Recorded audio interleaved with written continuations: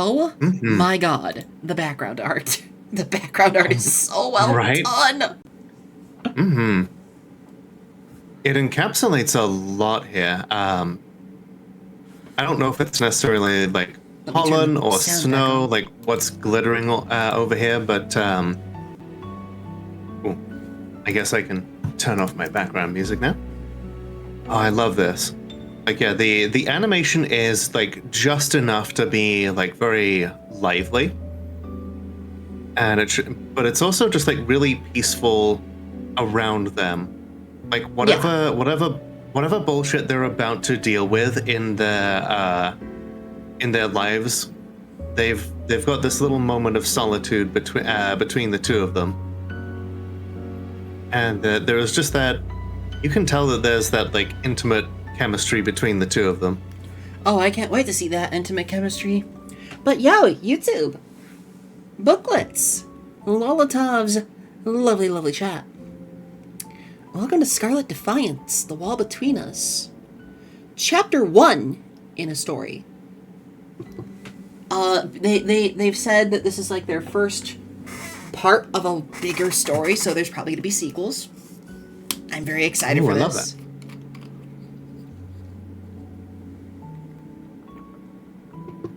That very much makes two of us. I want to know how they make it across grass and stiletto heels. She's a vampire princess. She does whatever the hell she wants. Indeed. All right, let's get started, shall we? You ready? Mm-hmm. Only other thing I was going to say is, like, looking at the rebel leader, they basically went to... excuse me. They went to Ruby and were like, hey, can I copy your homework? And they're like, yeah, but don't make it too obvious. So, before we begin, who did you want to voice? I think it's pretty obvious that I was going to voice the rebel leader. Well, I just wanted to, double check with you. So I'll voice the princess. I'll voice the princess. Before we get started, everybody, I will allow one lesbian vampire joke. You know the one. You're allowed to make it once and then no more. I'm not sure what that joke is. Ah, okay. It's like, what did the lesbian vampire say to her lover? What? See you next month. See, like I said, we only get one.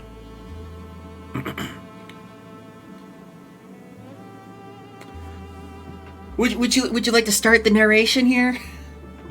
Yep, sorry, I very recently ate and I was trying to drink without, like, I can do the narration, all over the pop filter. But seeing how it's, kind of...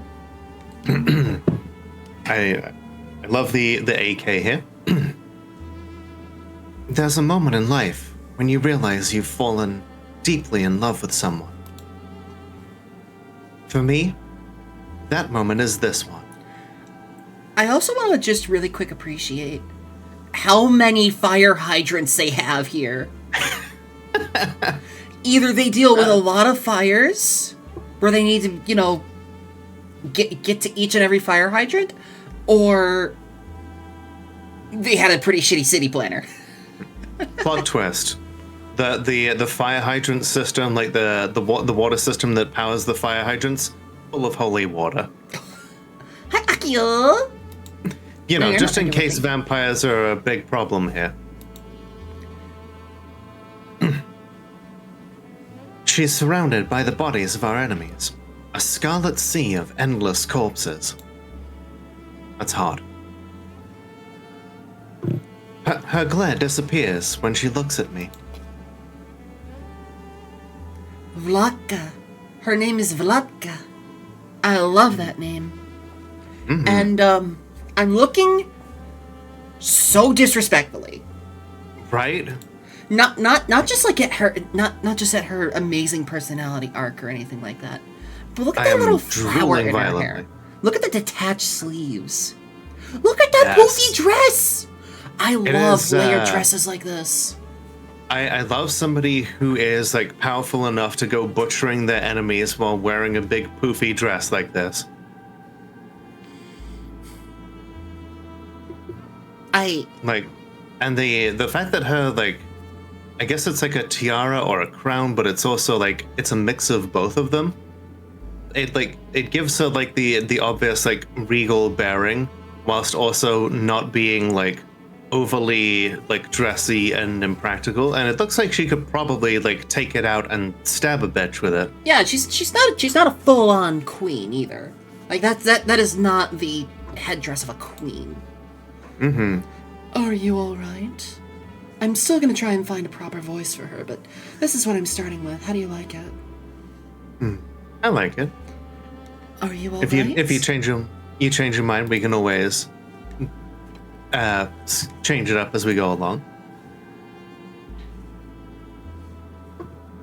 She runs to my side, stepping between twisted arms and severed legs, past gaping mouths and lifeless eyes. Lifeless, huh?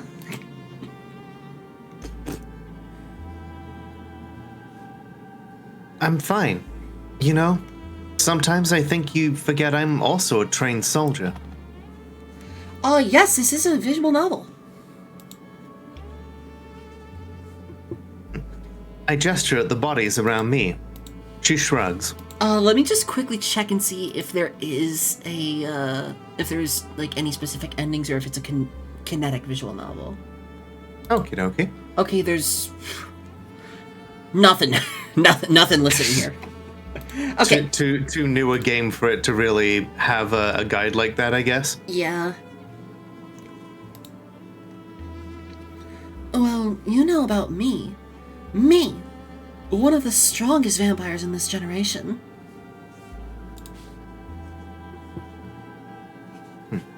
And modest. Don't forget, modest.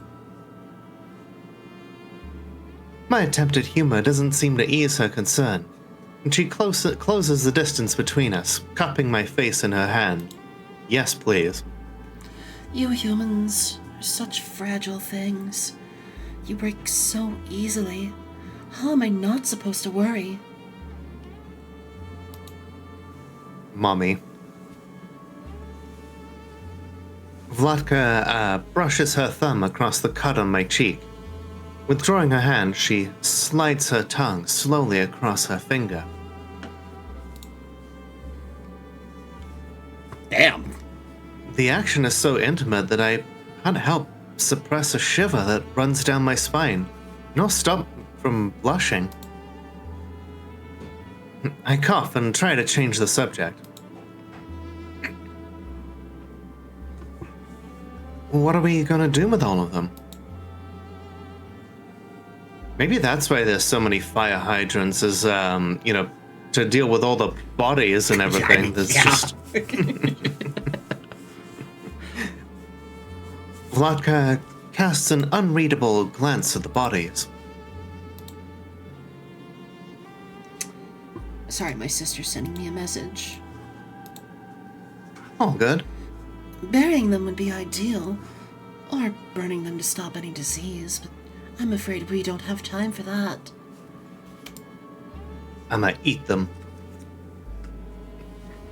Do you think they might be following us? They are following us, hence our last battle. I give her shoulder a gentle shove. Come on, darling. Stop the teasing. I'm serious. I can't.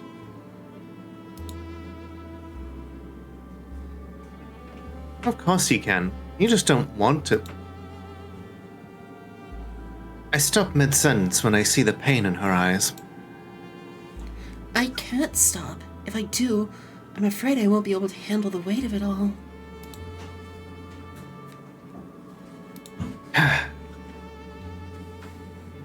Vlatka sinks to the ground in a patch that's miraculously unstained with blood. She buries her face in her hands. I've never seen her look so vulnerable. She's so brave and aloof all the time that it's easy to forget the burden she bears. I sit beside her, resting my head on her shoulder. It will be all right. No matter what happens, I'm here. I'll always be here. I can't wait to see the animated cutscenes. Right? Like, the trailers were just absolutely popping. Hello, Laricibus. How you doing? Hi, Tristana. I know, this is very, intimate already. She caresses my face and slowly takes my hand in hers. I lift my head to see the infinite love in her scarlet eyes. She wonders how she got so lucky having someone like me. But I know I'm the lucky one. The intensity of her gaze makes me close my eyes and just bask in her presence. Thank you, Sylvia. I'm doing good, Tristana. How about you? Anything for you.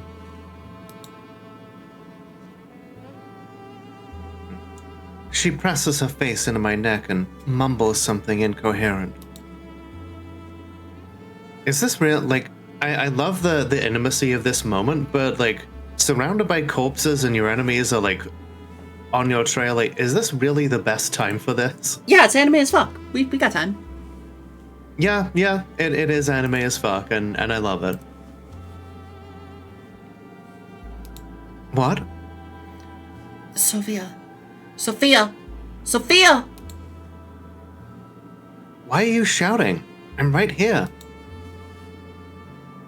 I lift my head to look at her, but instead of a pair of red eyes, I meet one blue eye.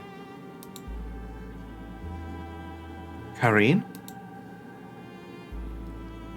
Sophia. Oh. Sophia, wake up. Damn, we were just having a dream. No! Vlatka's face wavers and disintegrates like a reflection on water when a stone has been cast. Well, I'm sorry, Tristana. I blink into the gloom and it takes me some time to remember where I am. Kind of like me after I take a nap after work. I'm like, oh shit, did I clock out? What day is it? Someone is shaking my shoulder, but I just roll over. I My love her eyelids are hair too vents. I love her hair. Right. Mm-hmm. It is, yeah, I know I said it's like, it looks like very close to Ruby Rose, but I like Ruby Rose's hair. Like, Yeah. I will fight anyone who says that It's says just a otherwise. shame what happened to that series. Yeah. Not just like the cancellation, but it kind of like it took such a weird turn. Mm-hmm. The biggest problem that it had was that it was owned by Rooster Teeth. I mean, like the fact that they went from fighting a witch that was trying to end the world with monsters and all that to going to Wonderland. Yeah, I really don't know what the hell was going on there, and I really should not have taken an edible before watching that series, that season. But like, cause goddamn. Oh, for God's sake! Someone punches my arm. I hope you get a handle with it, Tristana. Yeah, me too. Ouch. Goddamn! You have to hit me so hard. Wow. Karine crosses her arms. Let's just appreciate her outfit too. Right? She's clearly been through some shit. Mm-hmm. Like, it's a little strange how everybody's outfits like breast boobily a little, but I'm not yet sure if I'm like. You wouldn't want to compress them too tight. Yeah, true. You didn't wake up even when I shook you. What was I supposed to do? I don't know. Bring me breakfast in bed? Okay, she's kind of she's a very, very different kind of protagonist from Sewell. Mm-hmm. Let's face it. She is the leader of a rebellion. You know, she's definitely going to be a little more a lot less timid. She's cocky. Mm-hmm. Besides, why are you waking me up at? I turned to look at the clock on my night table. 5 in the morning? Are you insane? Karine doesn't flinch. Really? I don't know. You tell me. What? What? Nani? I mean, it was you who said we have to be ready at 5 a.m. for the mission. Shit, the mission. Why didn't you wake me earlier? She was trying to, you fucking idiot. She shakes her head in exasperation. You don't pay me enough for this. Oh, shut up. No can do. If I'm going to be your accomplice and wake you up at this ungodly hour, the least you could do is give me the right to tease you about it. I like the chemistry that these two have. Like, you clearly can tell that these two have been through some shit. Hi, Takarosh, how you doing? No, I go to these missions to make sure your sorry ass comes back in one piece. One Piece? Can we get much higher? So the adrenaline and new garments have nothing to do with it? She's been in the rebellion so long that it's all about getting new skins for her. It's those new cosmetics that she's really in it for. Gonna do a raid on a convoy of loot boxes. We're dropping, boys. Karen laughs, grabs my clothes, and throws them at my bed. Just get ready. I'll wait for you outside. Before I can say anything else, Karen walks out, her laugh still reverberating in my head. It's a comforting sound that's accompanied me most of my life, although right now, it's slightly too loud for my freshly awakened senses. Wake the fuck up, samurai! Shit, I'd better get a move on. Wonder if I'm gonna make any friends in this communist rebellion. It's about time. Karina's leaning on the door of the Resistance headquarters. She's carrying the same... So I saw the word bag and I started having flashbacks. She's carrying the same Boston bag as I am. It all comes back to the Boston bags. It's the Boston Bags cinematic universe. It's Boston bags all the way down. Thank you for the bit. Yes, there is a lot of breasting boobily here, but you know I'm okay with it because everyone is breasting boobily, like, and that's you know I think sometimes Jod just wants us to be happy. That is a great deal of breasting boobily. That's true. Gee, I can breast boobily, see? Mm-hmm. Let's see. She's carrying the same bag as I am and is holding an AK-47.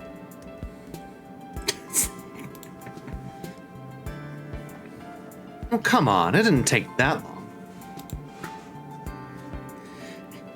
It did if we want to be there on time. Now, let's go. I'm driving. We start walking when a sleepy voice halts us in our tracks. Hey, yo? Hmm. Hey, where are you two going? We turn to see Mina, Masha's second-in-command, rubbing her eyes. Pinstripe skirt. I dig it. Mm-hmm.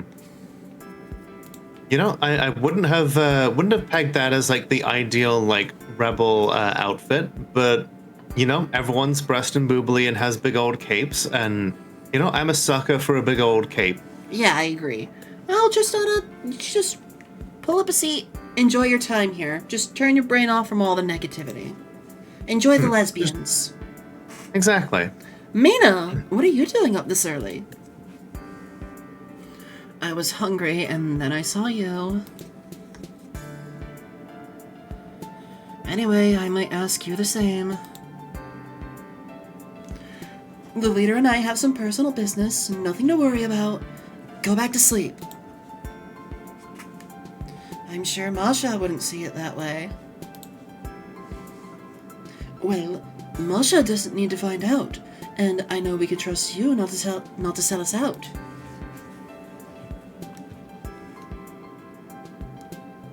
Karine flashes Mina a smile, making her blush. We're all lesbians here, I guess. I suppose it could be our little secret. I knew we could count on you, Mina. You're the best. Now go back to bed.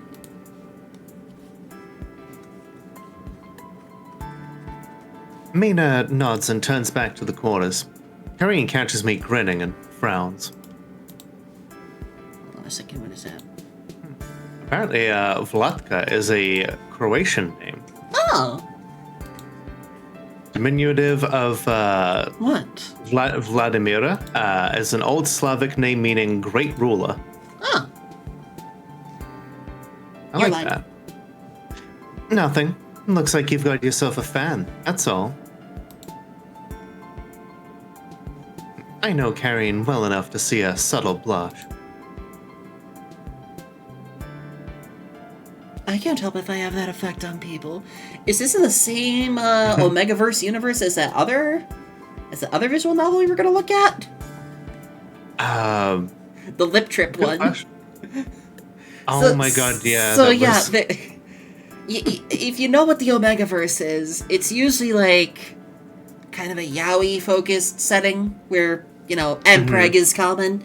But we found a Yuri Omegaverse game, which, you know, right. Girls can get girls pregnant. Hell yeah. Now, Put more let's than- go. like- We've wasted enough time as it is.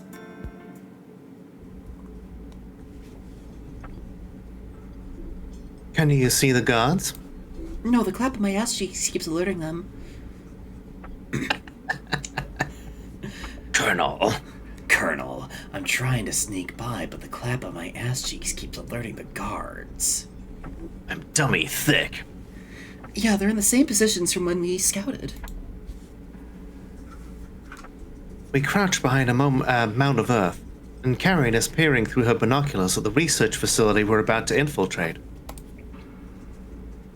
I don't know why she doesn't use a telescope since one of her eyes is covered by a patch. Wow, okay, Sophia, okay. Okay, but this lets us know that it's not like an injury, that she intentionally covers one of her eyes, and I'm wondering if, like, maybe it's a night vision kind of thing. Very much could be. Let me see. Use your own binoculars. I forgot them. Do you see any pockets in this thing? Like, all of my pockets are taken up by fucking ammunition. Of course you did. I'm surprised you remembered to put your pants on. We left in such a hurry. Here, and don't drop them. I peer through the lenses and examine the guards. How much time do we have before they change shifts? Based on reconnaissance, 5 minutes and 17 seconds. We're lucky we've got that long, given how hard it was to wake you. All right. I lower the binoculars and grab my assault rifle. The touch of the cold steel creates a sudden knot in my stomach. There's no room for error here. I silently wish I could have left Karine out of this. Hey, Tyrus. Truth is, I need her, and she knows it. You don't have to do this, you know. The vampire princess is my problem. I hate putting others at risk, especially you. So was that like a dream of the future, or what was going on there, do you think? I feel like it must be. Karine But, raises a hand. This again? She feigns a yawn to show how tiresome she finds my protests. Okay. Hi, Soda! Hey, Soda. We've had this conversation a million times. I'm here because I want to be. Zelda is very EP right now. That's how she is. Besides, I wasn't joking when I said I come on missions to keep you safe. Things around here suck enough without losing you.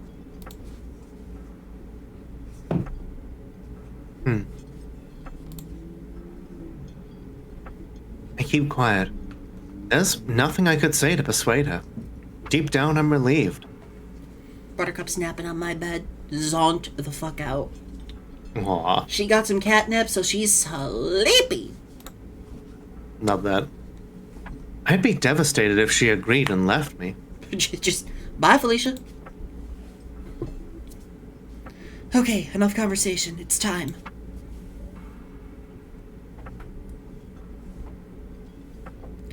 Alright, have a good luck while you're doing housework. Have a good lurk. Stick to the plan. I'll distract them, and you wait for my signal to fire. Oh, as a reminder, we have an ad coming in about 4 minutes, and I do not have any snoozes on hand. Remember, the best way to avoid ads is with an Amazon Prime subscription or by subscribing to the channel for $6 or more. Remember, only sub for the desktop app because the mobile app makes you pay extra. Exactly. If you want to get a free sub on my end, you can always purchase a Molotov cocktail plushie through Ash's Ko-Fi here. Oh, And she will hell yeah. throw a sub at me for every plush that's bought. Got it. Be careful, please. When am I not careful? Do you want that list chronologically or alphabetically? Can't hear you. My smile fades as I watch Carrion through the binoculars. She moves from cover to cover, like a cat clinging to the shadows, always making stealth look so effortless. Staring at her ass as she goes. Without removing my gaze, I insert a magazine and take my safety off, setting my sights on the guard nearest to her. Karine arrives at the front door, seconds before the guards change position. Okay. She lifts her thumb, and I squeeze the trigger. So this was clearly written by somebody who at least has a passing knowledge of firearms, because we've got got magazine. There's the talk of safety, like squeezing the trigger instead of like pulling it. Like they at least know like a decent amount about firearms. See, the gun gives a slight kick, and the bullet shreds through the cartilage and bone of the guard's right knee. I know you're supposed to point the shooty end at the enemy. You know, not wrong. He topples to the ground with a muffled scream. Before the other guard can react, I shoot him in the shin and leap from cover to sprint over to Karine. You just went pop, pop. Yeah, and like doing 2 leg shots in like short succession like that, that's Sophia is clearly, they're putting her down like not only as a She's good. as like a good leader, but a good marksman in her own right. She's already gagged and bound them by the time I arrive. Ayo. Well, that was rather anticlimactic. It's boring being this good.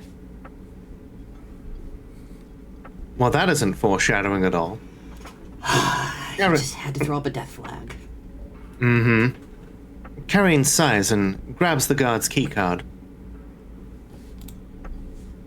Thank you, gentlemen, for your cooperation. This particular wing of the research facility is far enough from the others that nobody would hear if you screamed, which is exactly why Karine and I are here. Hi, Reaper. Let's move. Damn, this place is huge. You're right. The map we got from our last mission must be outdated. Oh. This place looks like it's from a much different time period to the streets that we've seen so far. Like, Yeah, I wonder what's going on here. This is very, very, modern, if not futuristic. yeah. They got heavy steel doors as well. It's like full on, like, clean electric lighting, like sterile looking floors and walls. The only sound is the soft rustling of our map, which he carefully unfolds. The map reveals weaving lines and jumbled shapes, and I can make no method to its madness. Ash, don't get us started on that. Don't you get us started on that. Yeah, clearly we are in, like, Japanistan or, like, Japanovich or something. I'm going to punt you. I'm going to punt you affectionately. You may try. It's almost like they don't want us to know where we're going. Are you sure you're not holding it upside down? Of course, it makes no sense to you. I doubt you even glanced at it. I shrug and Karine shakes her head in annoyance. What would you do without me? Date lesbian vampire princesses, apparently. Karine guides us through corridors with ease. We use the keycard to unlock several doors, knocking out a few more guards before reaching the old bunker room.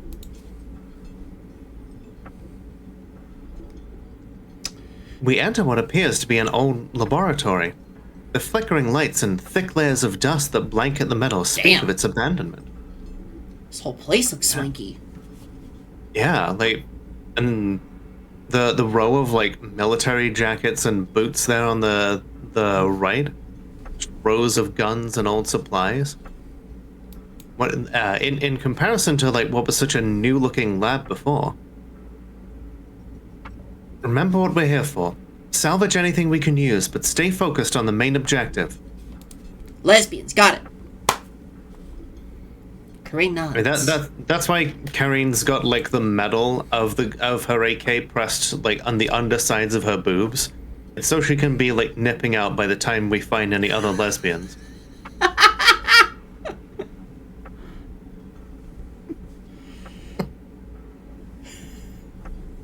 As we search, I find several sets of test tubes filled with a substance that looks like blood, save for its strange ochre color. The tube's discoloration hints that it's been there for a long time. Given the nature of these facilities, it's probably not human blood. The thought makes me shudder. So, makes me think that there's more than just one vampire. There's definitely, like, a lot out there.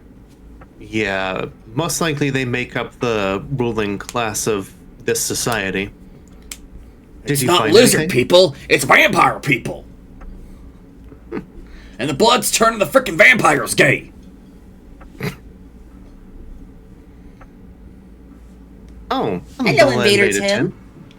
Thank you very much for the raid. For those who don't know me, my name is Lola, the world's only Molotov cocktail VTuber. I checked, and joined tonight by the lovely Index Page as we're lesbians. We're here in the middle of a place that, you know, I don't know if this place really exists, but it's like communist, you know, Russia potentially, like Soviet anime Japan, whatever. Hard to say. With vampires. No, just some strange medical machines I doubt we could get... Just some strange medical machines I doubt we could get working if we tried. They're nothing like we've seen before. What'd you find? How was Black Ops 6? Nothing. Just some old notes. Let's keep moving. Good. That room gave me the creeps. Trust me, you weren't the only one.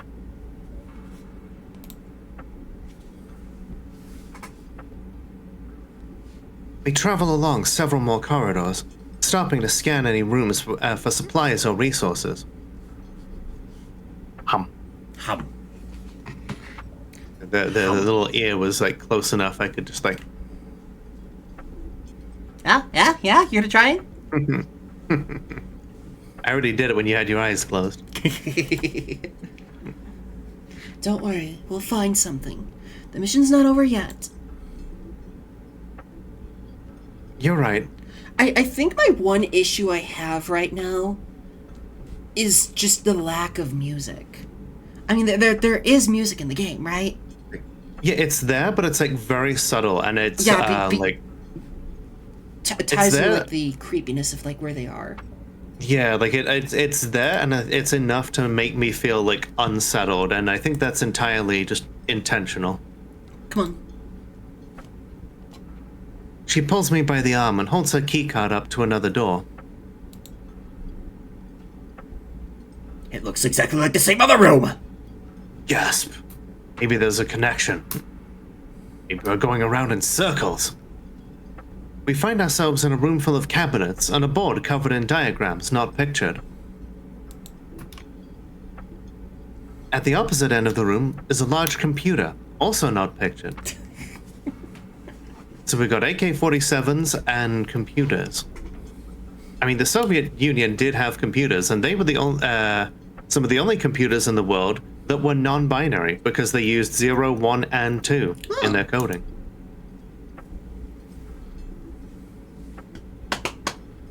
Yeah, I went there. I'll see if this thing still works. You check the cabinets. Got it. Yeah, doing well, thank you, Tim. This room is similar to the others we've seen. Old and untouched. Cobwebs lace the keyboard and monitor. I try unsuccessfully to turn it on. Finally got something. Karine holds up a piece of rolled paper. What is it? She hands me the paper and I unravel it. This is exactly what we need, Karine. You're the best. Let's find our other main character, please. I re-roll the paper and hug her tightly. We stay like that for a few moments. Hell yeah. You know what this means, right? Side mission! Side quest! Look here, it shows an armory near the room we're looking for. We could stop by both. We might even get double what we came for. Karine's eyes shine, and I can't help but be just as excited. Getting some new tech, weapons, and various helpful trinkets is always a plus when going on missions with her. Oh, thank you, Tim. I'm doing pretty good. It's a nice, chill day. It's, pretty quiet on Twitch for the most part for many reasons, because it's, the day before a holiday. People are getting ready to travel or busy cooking already. Mm-hmm. But on the other hand, it means that we can also just be here for the people who have nothing going on and want to have somewhere to hang out and have your family away from family. I carry a heavy bag loaded with our loot, a couple of AK-47s, an extra ammo belt, a radio transmitter, and a better scope for my old rifle. We're looking for an exit. Hell yeah. Upgrades, people, upgrades. You should let me carry that bag. I'm stronger than you. But I think I'm stronger than you. Good song. Hell yeah. Nope, you're the map reader. I refuse to look at that confusing maze any longer than necessary. Makes my eyes go funny. You say it like reading a map is difficult. I have aphantasia. How dare you? You little bitch. You really gonna bring that up now on a mission in front of everybody? Aphantasia is not an issue with reading maps. It's the inability to picture things in your mind. Yeah, that's fair. The inability to read maps is something different. Like, there is an actual word for it, I just forget what it is. Gotcha. Hey, no, I totally get it, Tim. Once after you're done with the stream, once that post-stream high wears off, the need to run is, sometimes you got to do that. Have a good rest of your night. Man, you fucking booklets and your chatters are sassy tonight. I know, right? Shit. What?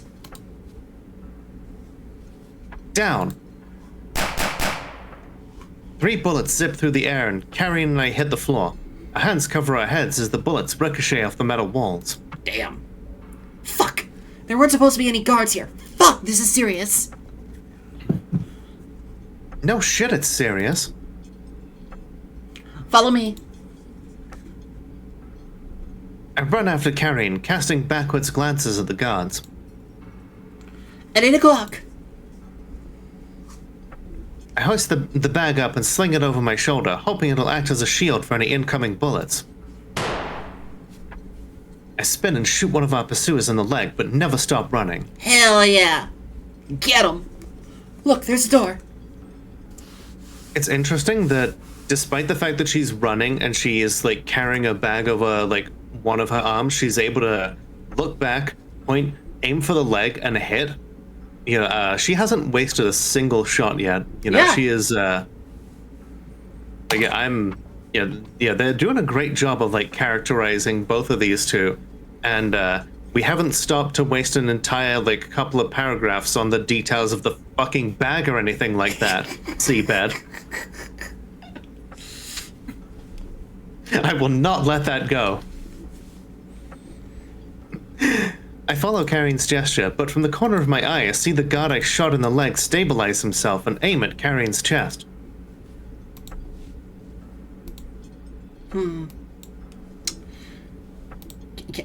Game? Thank you. Carrion, watch out! Damn. I lunge forward, slamming my body into hers. The bullet grazes her arm instead of thudding into her chest. I mean, it's a pretty big target, and would it be difficult for him to miss? That is also true.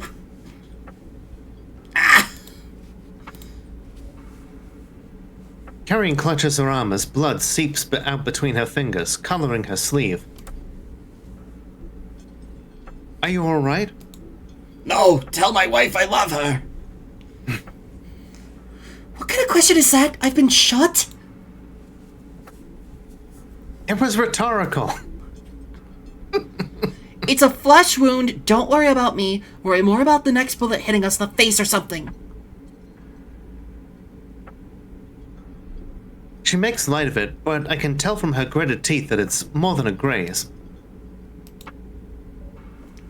Use a keycard on the door, quick. Oh, don't do it too quick or it won't read properly.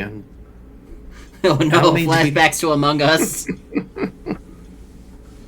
Swipe keycard. Among Us. I don't need to be told twice. The card reader beeps. Boy, am I glad that I still have those terms blocked. Carrion kicks the door open and we dive in just as a handful of bullets pepper the wall around us. Around us? Carrion slams the door behind us. Behind us? I'm done, I swear. Or am I? I bring down the butt of my gun on the keycard lock. Once, twice, 3 times until it dangles loose on a sparking wire. That should buy us some time. Cool. Good job. The car's just beyond those trees. We can make it if we run. I look at Carrion's red, dripping sleeve. That looks like a lot of blood. There's a med kit in the car. I can take care of the wound. You looking at it won't stitch it up. With her good arm, she ruffles my hair. A gesture she does to remind me she's taller. You're right. I'm sorry. I sling my rifle over my shoulder and grip the bag tightly. Damn. I follow Carrion as the sound of the guards attempting to break through the door ring out behind us. Tristana has highlighted a message. In Soviet bloc, I was born and raised. For the Gulag, oh my god, did you just Fresh Prince of Bel-Air me? Did you just communist Fresh Prince me? Amazing. In Soviet bloc, I was born and raised, where in Gulag I spent most of my days. I have a present for you. Is 762. You see, Ivan, when you hold gun like this, you shoot more accurately for fear of hitting fingers. You're driving. I'm judging you. I'm very judging much you too. You have been weighed, you have been measured, and you have been found wanting. Karine shouts back over her shoulder. I don't know if it's the adrenaline or relief that Karine is okay, but I laugh. Isn't one near-death experience enough for one day? I mean, yeah. Well, just one near-death experience as a treat. We sneak through the back door of the Resistance headquarters, hoping to avoid attention. But Masha is waiting, like a spider in a web. Oh no. Where have you been? Where have you been all my life? What? Okay, she's the first one who hasn't been wearing a cloak. It's just like full on like leather jacket. I'm like, she's going full jumpsuit, I guess. I'm studying the outfit. I'm studying the outfit. I am loving the outfit. Mm-hmm. She is also breasting boobily, true. Yeah, but she's more bottom heavy, as you can see. Mm-hmm. God damn. Those hips are unable to display falsehoods. With her folded arms and beady eyes, I just noticed her eyes. It's clear we're in for a reprimand. Her gaze drops to where blood drips from Karen's cradled arm, and her mouth draws into a thin line. It's an anime. All of our mouths are drawn as a thin line. We need to talk. Oh, that's not a good thing to hear from anyone ever. Yeah. Karen and I exchange pained looks. Follow me to my office now. But Mom, I'm the rebel leader. Chapter 1.5. Okay, so the year is 1947. Okay. There would have been some computers in 1947, but like, oh, this not a is whole in the lot. past. Oh, okay. Judging by Sophia's look here. Oh, okay. Flashback to 1947. Sophia, honey, is everything okay? I jumped to the sound of my name. I'd been so lost in thought that I'd barely touched my dinner. Is this Mom? I think that's Mom. There is a strong family resemblance here. Very much so. Yep. My mother, Agata, was looking at me, concern etched on her face. Like the little, beauty mark under one eye. Yes, of course. Come on, Soph. I know you too well. What's wrong?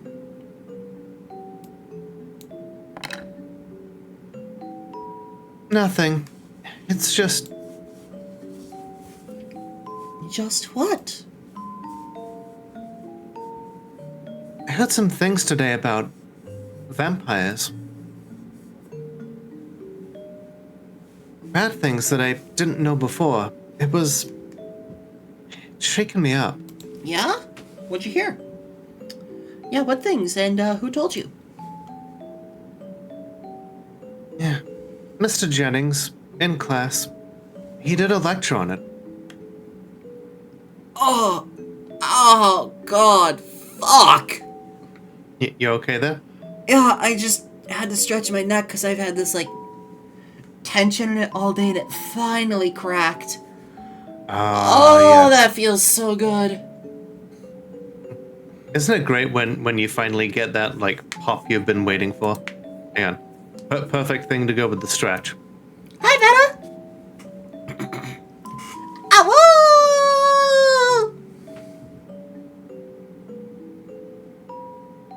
I did not pick that up on my end, but I fully believe that you did it. Well, that's where you gotta have my side of the stream open up. Don't you nut for that, Reaper. Hey, sometimes a good neck pop. It's good shit. He said that vampires are evil and that there are mortal enemies.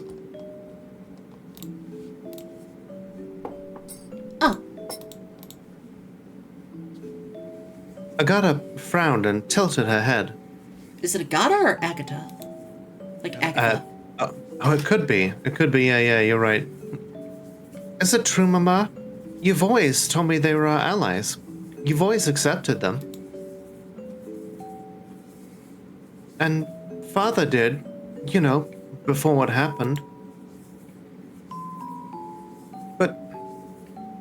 But if what Mr. Jennings said was true, then how could you possibly accept them?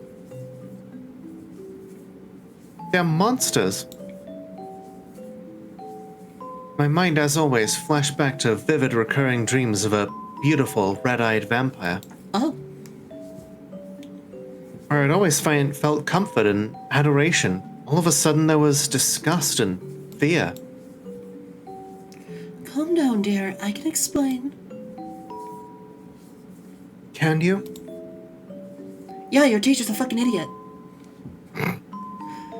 Well, no, not really. For who can explain the forces that trial us? The whims that turn a good man bad or a bad man good. Mr. Jennings said that in the 50-year war, vampires slaughtered hundreds of thousands of humans. Innocent people, even children. Mr. Jennings sounds cringe AF. They dragged their corpses away to feed on their blood. Please tell me it's not true. No, of course they wouldn't do that. You see, vampires usually prefer living prey because they can have their blood restored by a pumping heart. A dead prey only has a limited supply. It's just like Agatha knows a little too much. Sophia's just like staring blankly. I wish I could, but I can't. What? But Just as there are good and bad people, there are good and bad vampires. Mr. Jennings is just a racist fuck. That's what I said, but I even called him a racist fuck. Like, I threw a pencil at him. Call him a racist fuck then. Sophia? I called him all racist fucks. Now I'm not popular. I mean, I wasn't before, but like, now even less so. But Mr. Jennings didn't think so, and most of my classmates agreed with him. They called me a liberal. Damn. I know, right? How dare you call me a liberal? Call me a godless commie, but don't call me a fucking liberal. Okay, but now we're starting to reach. Anyway. But before I have to label the stream. I wanted to sink into the floor when they started saying that anyone who accepted vampires was as bad as they were. I felt ashamed. My mother cupped my cheek with her hand and stroking it with her thumb. I lifted my head to meet her gaze. I hit the wrong button, but I'll save anyways. People have different opinions and different ways of seeing things. But how can I know who is right? That is something you must learn for yourself. I cannot help you, but one day you shall see. I'm scared, Mama. I mean, why does almost everyone think one thing and only a few of us think the other? What if we're the ones who are wrong? I mean, killing children, feeding on corpses, even the worst humans haven't done that. You're right, the worst humans have done worse things. Humans are just as much to blame for the war. And you love me, right? I'm human. She gave me a small smile, but there was sadness in it.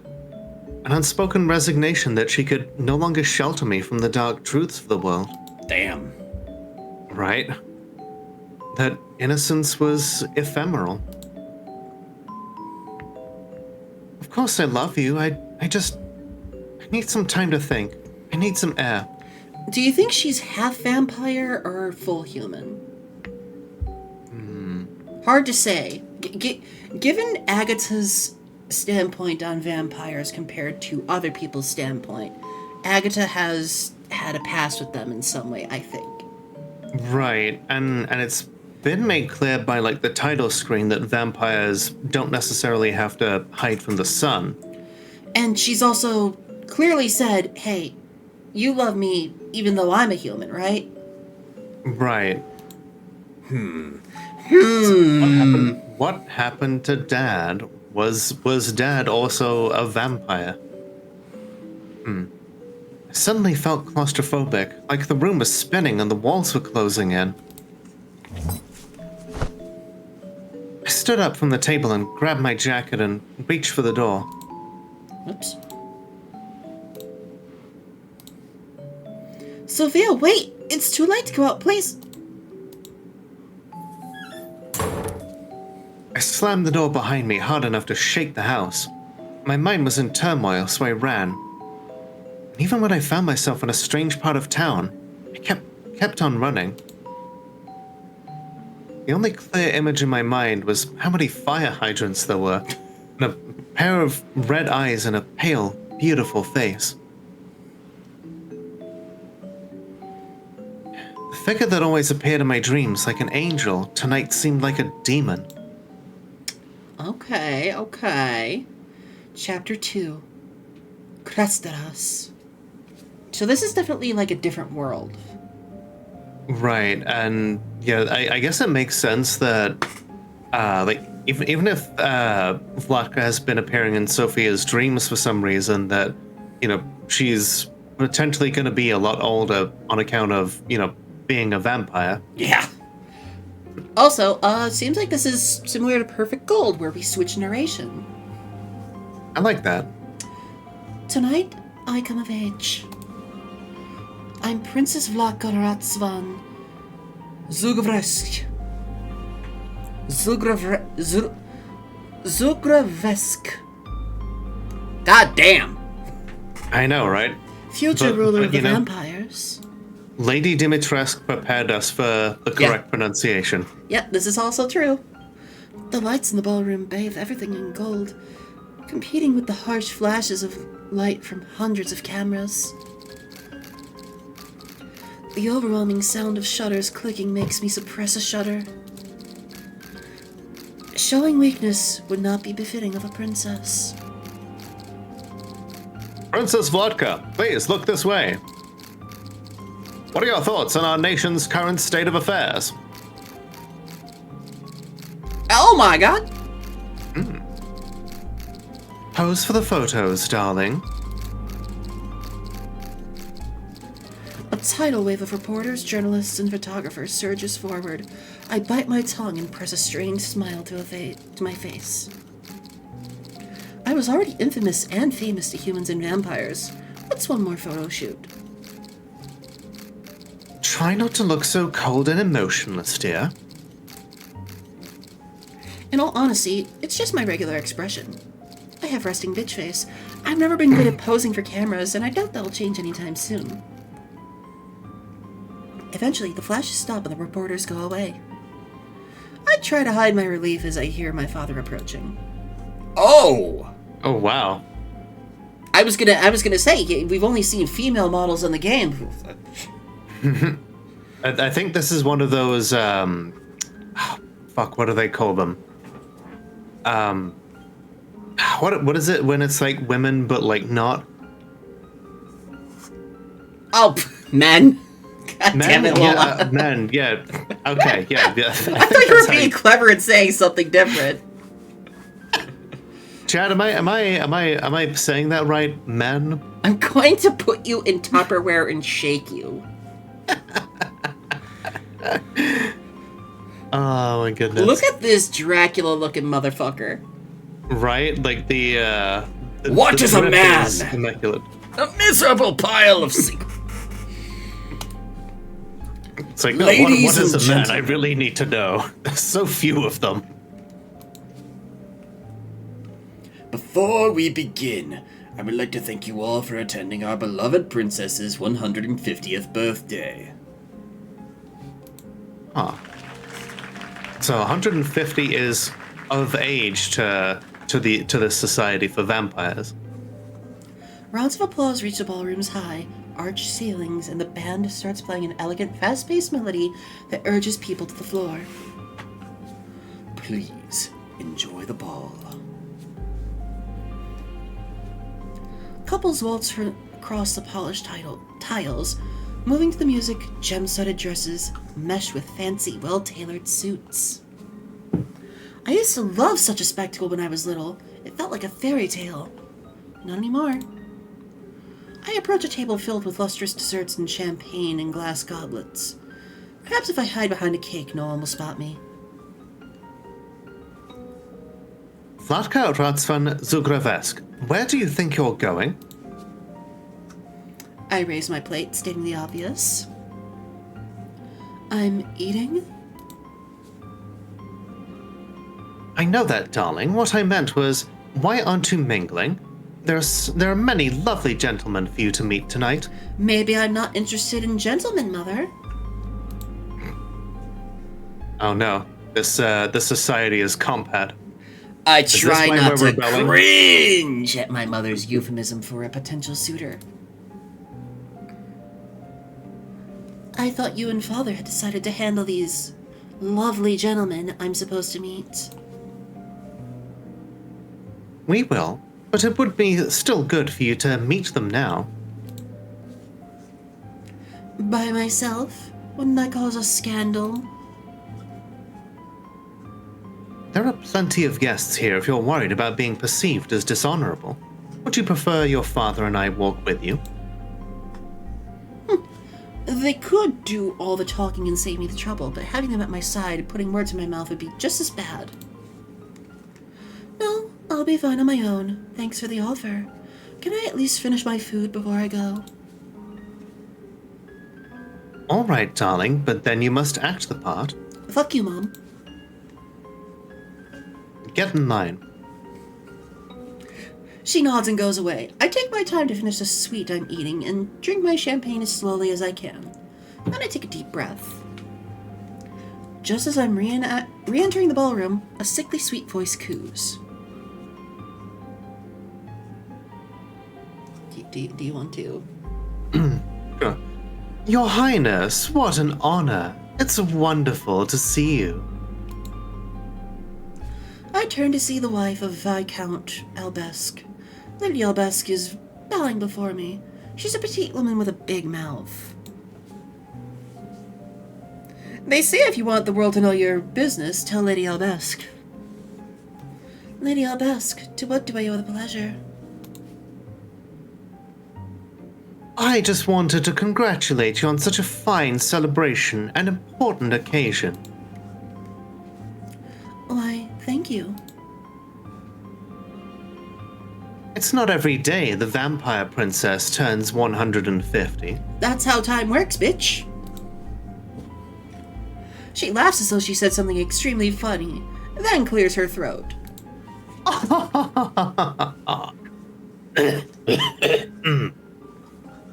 I also wanted to introduce my son to you since I heard you're looking for potential suitors. I'm looking for a wife.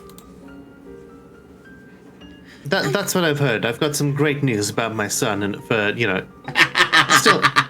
still an egg, you see. I'm deeply moved by your generous offer, Lady Albesque. Unfortunately, custom dictates that the future bride does not handle her own marriage proposals. When the time comes, my mother and father will handle the matter. I'm about to dismiss myself from the conversation when my mother's words ring in my ears. I steel my resolve and tell myself I should at least be seen to be making an effort. Though I'm sure they will be delighted with the prospect.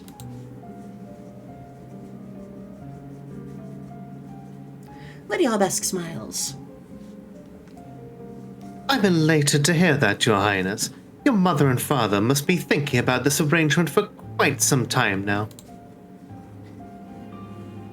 I'm sure you remember my son. Certainly. Alexis, right? Alexei, dear, Alexei. You can ask him anything and he'll be able to give you directions. He's just over there. Alexei, sweetheart, come and greet Her Highness.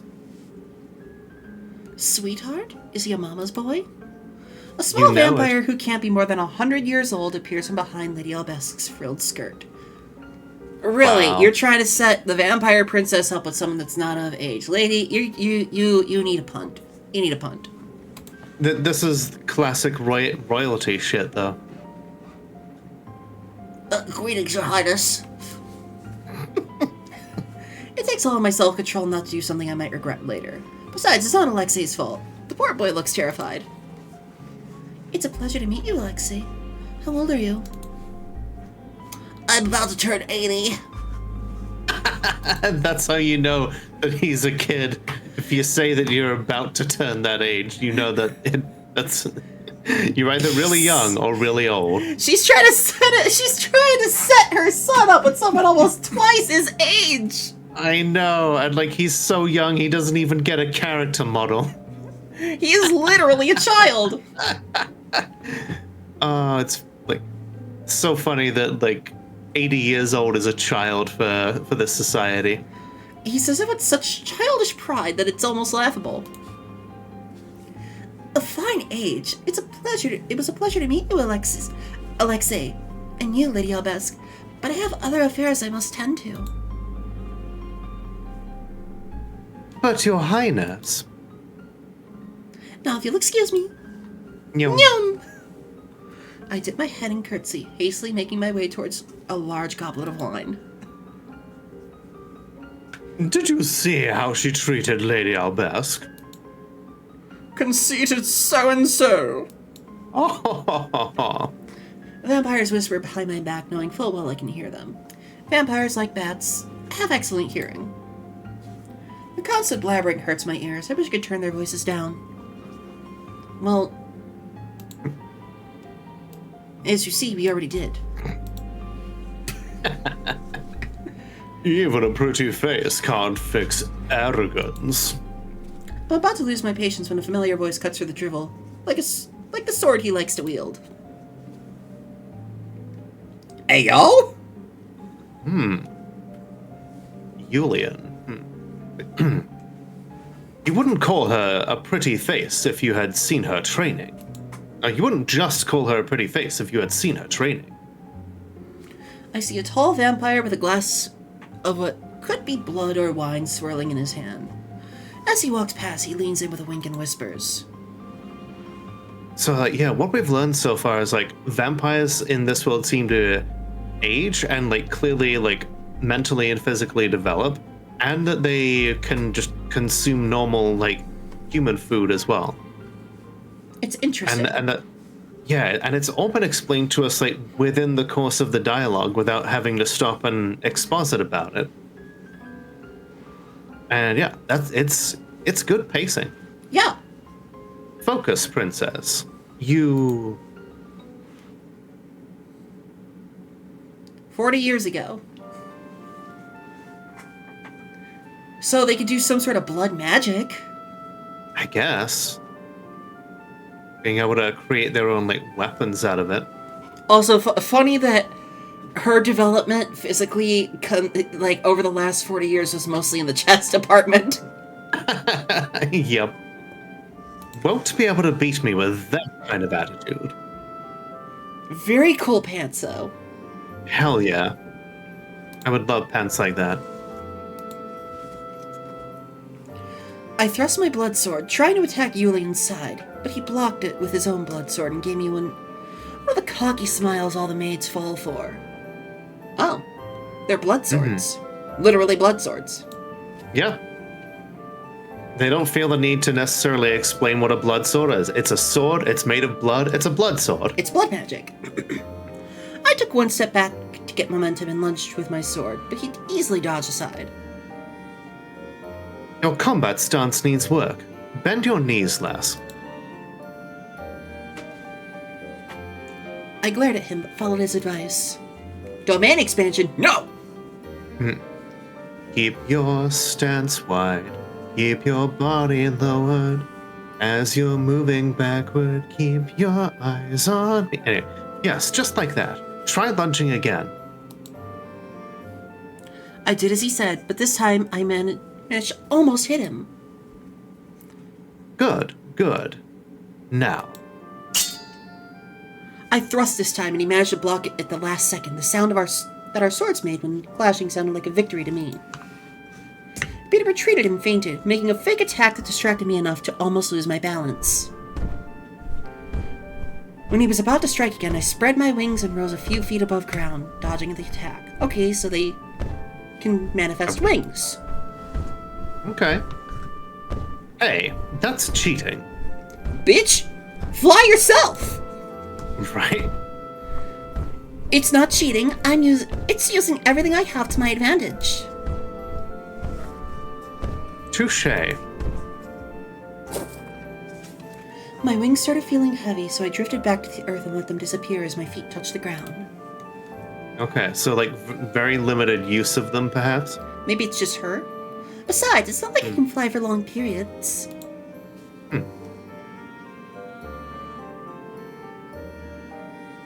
Before I saw it coming, Julian captured my blood sword with his, sweeping it around.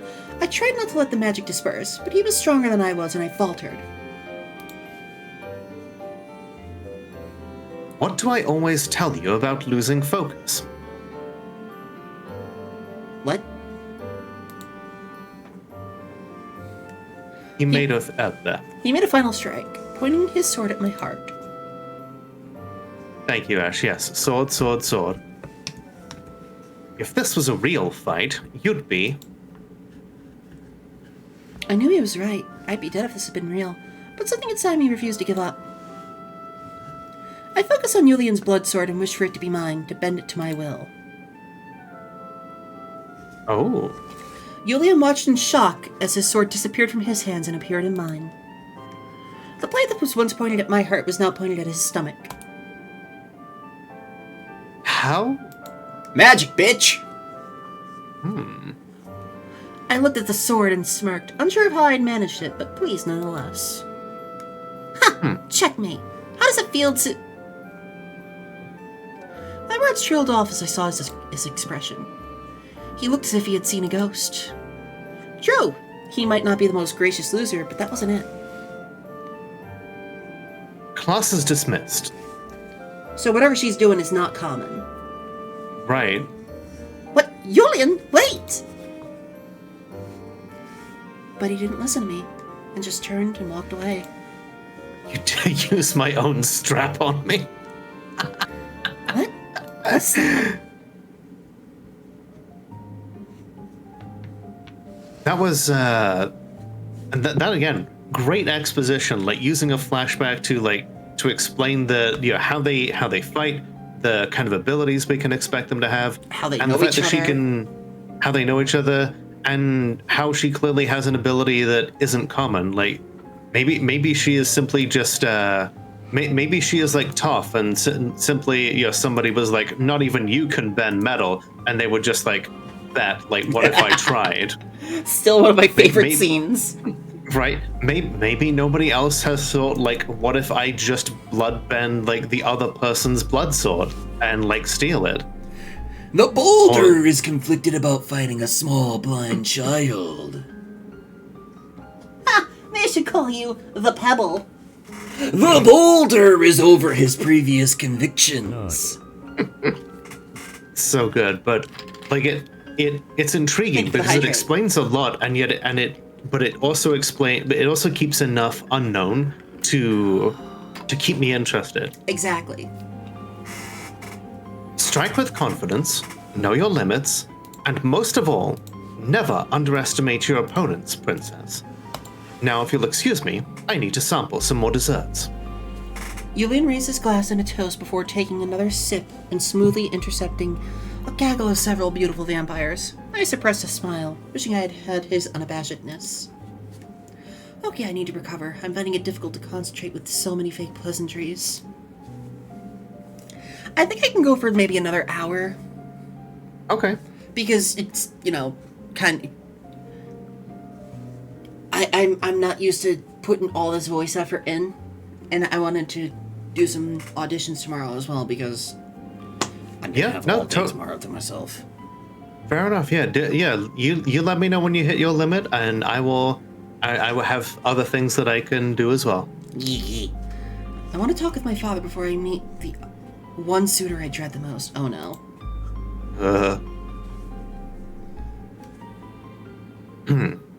Your Highness, what a pleasure to meet you. Speak of the devil, and he shall appear. Oh, resident fuckboy alert! Yep. He gives off very fuckboy energy. Stands the fact that he's very smug. This man needs a pegging.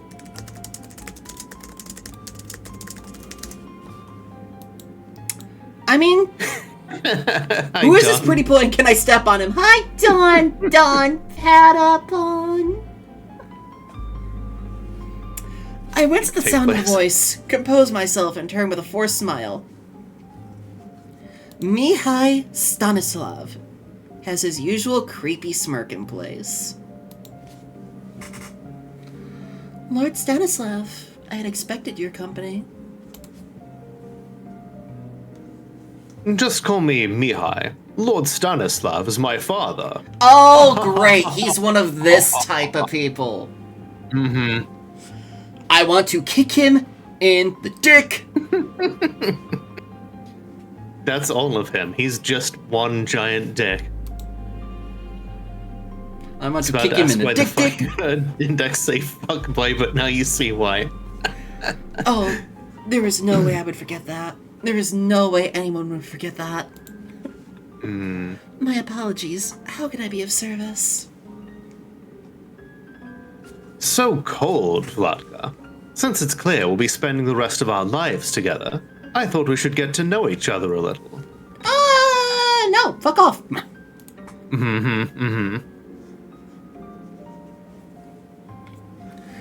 Regardless of whether he was a lord's son or not, neglecting my title was blatant disrespect. I beg your pardon. My god, the outfit, though. I mean, yeah, such drip is wasted on a fuckboy like this.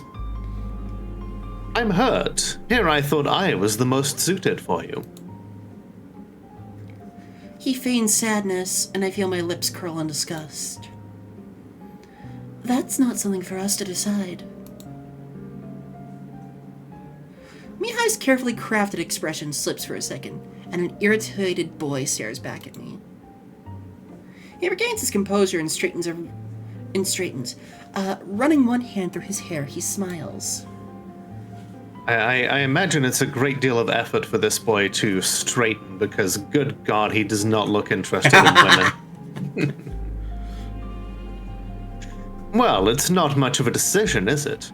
My father has power many could only dream about. Together, our realm would be formidable. Yeah, but I don't like you.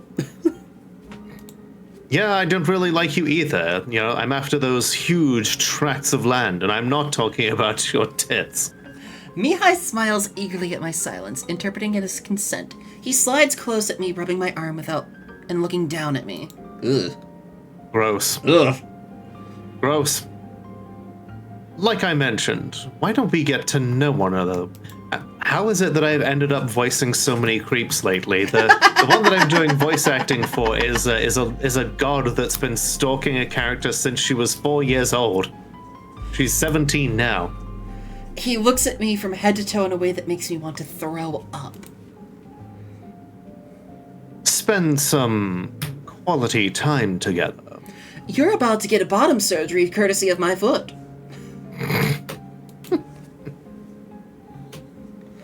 Maybe another time. I have other guests to attend to. I turn in an attempt to keep him from seeing the anger in my eyes. Mihai is an arrogant, power-hungry manipulator following in the footsteps of his father. He grips my wrist with a painful force and whirls me around. While no words pass between us, my unchecked rage is evident. Mihai grits his teeth. I wasn't finished with my proposal, Vladka. You treat all your guests with this little appreciation. Seems like we'll have to work on your manners. You should work on respecting the title of Vampire Princess, you little lordling. Mm-hmm. Emphasis on little. The goddamn caucasity of this man. Ew. I bite my tongue before I say something my parents will make me regret later. Thinking of them makes me remember what I wanted to do in the first place. I would like to speak to my father, so if you'll excuse me. I don't think that's possible. And why not? Because our fathers are busy right now. They are speaking in private. Is that so? Well, I'll look for my mother instead. My words seem to confuse Mihai, and I use that second to slip out of his grasp and escape. I walk as quickly as I can without drawing attention and exit the ballroom. The truth is, I lied to Mihai. I'm not going to search for my mother. I'm going to find out what exactly my father and the leader of the Elder Council are talking about.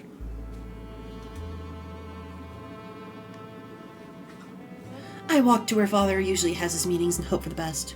However, I didn't expect the East Wing's door to be flanked by 2 guards. I hide behind a statue surveying them. I bite my lip, eyes narrowed. Oh, come on, just go away. I mutter under my breath.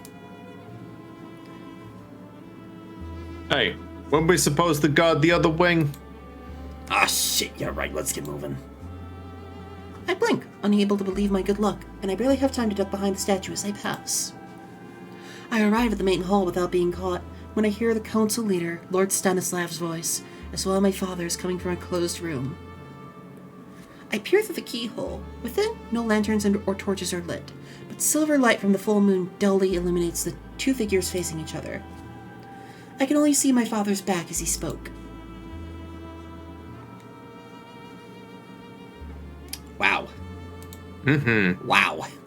Yeah, they are both furiously attempting to outdrip one another. Jesus Christ, yeah. Like Lord Stanislav, he is treating his jacket as a cloak because, it's got the sleeves, but he's not using them. Right? I hate that. The sheer contempt that he has for the sleeves, they're enormous. You could hide hide giant ass guns in there. So basically, he's using his vestiture as a sort of a way to close himself off from the world around him. Not probably not intentionally so, but this is a good character juxtaposition here. Absolutely. We have the king of the vampires right here, who wears his regal cape. He wears a full-ass cloak, a cape, something that befits his stature as the king. Whereas this basic lord, is wearing a jacket, using it as a cape that also almost covers his arms. But you can tell from basically everything about him that he is a man of ambition and a man of power. And he wants to upset the balance with this intended marriage. Stanislav, I'm the figure who rules this country. You had no right to do something so extreme without consulting me. These people were my subjects. You spilled blood in my name. You slaughtered innocents. I never heard my father so angry. Ever soft-hearted and naive, Garreton. You call him king? Right? First, using a first name of the fucking royalty like this, you can see where his son gets it from. What did you say to me? I'll have you know I'm a master of guerrilla warfare. You're just another target to me, Lord No, Stanislav. not the copy pasta! Rebellions threatened the established order. Their hands were tainted with betrayal and the use of human weapons. They were traitors. You know what happens to traitors. We make them disappear. Punishing traitors is one thing, but this was mass murder. Nothing justifies genocide. Rebels or not, they were still my subjects. You cannot take extremist measures without consulting me first. Consult you? Yes, Stanislav. Stanislav's disturbing laugh fills the room, cold enough to chill the blood in my veins. He takes a step towards my father.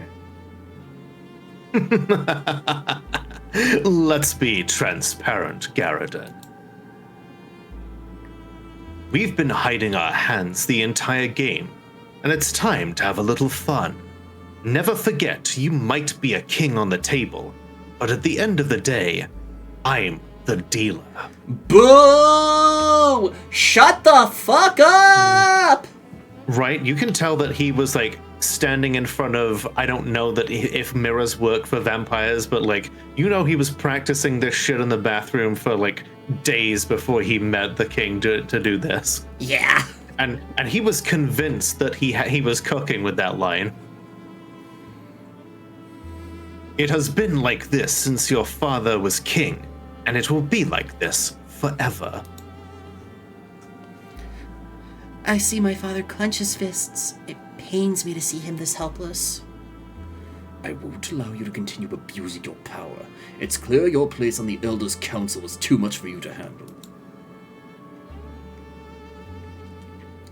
You won't allow me?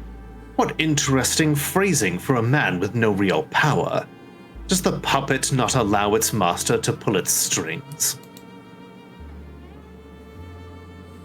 No. Just like a puppet, you have no authority. You are a weak man without the resolve to rule. Man, what a bitch. Right? Thankfully, the princess takes more after her mother than you. She is more fit to rule than you ever were. I wonder if she'll be just as easy to manipulate. Lay a finger on my daughter and I swear... Lord Stanislav laughs again. He puts one finger on my father's chest. The impropriety. Relax, Garridan. I'm not stupid enough to gamble away the Elder's most important asset and, dare I say, my future daughter-in-law. Nope. She'll be treated with respect. If she cooperates with us. Nope. She's too young to... Lord Stanislav took a step back and made a wave with his hand as if trying to make light of it. She's listening in right now, isn't she? Of course. I'm not talking about the present. I'm not a monster. Well, I mean, I am, but... I'm talking about the future. She's the ace up the Elder's sleeve. You see, sleeves are these things we have on our giant jackets instead of those He capes pauses, and a predator's smile appears on his lips. Ooh. Hi, Fernea. Maybe. Hey, Fonea. And what if you're wrong? What if she isn't the one from the prophecy? You'll cast her aside. The prophecy? Of course I've heard the prophecy. Everyone has. What the hell has that got to do with me? Time will tell on that, old friend. Time will tell. Don't seem like a friend. Mm-hmm. I expect he's being facetious. Just because she isn't showing the signs yet doesn't mean she isn't the one, capital O. We need to watch for them, be ready to act, and keep her in check. The progenitor's heir will be a double-edged blade. We need to wield it with caution. The one? Progenitor's heir? Me? Impossible. But the mere fact that they are talking about it makes my head spin. Suddenly I feel faint. I take a step back, lose my footing, and collapse on the hard marble floor. Cutscene! Cutscene! Oh. Okay.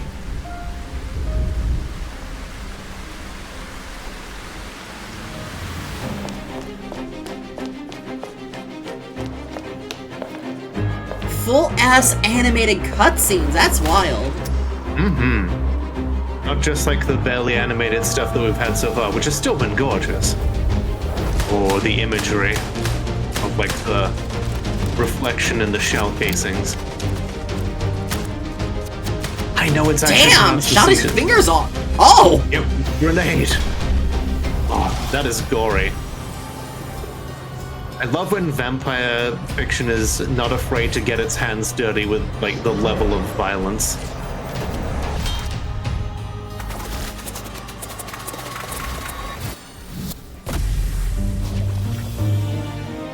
Keep forgetting this world has guns, right? Well, that's not Sophia. Oh, there she is. Mm-hmm. Ah, they spend time with each other, but then before they get together, I see. Yeah, there we go. Mm-hmm. There we go.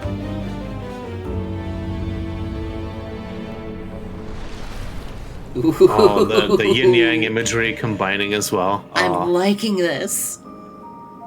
this is artistic as fuck. The wall between us.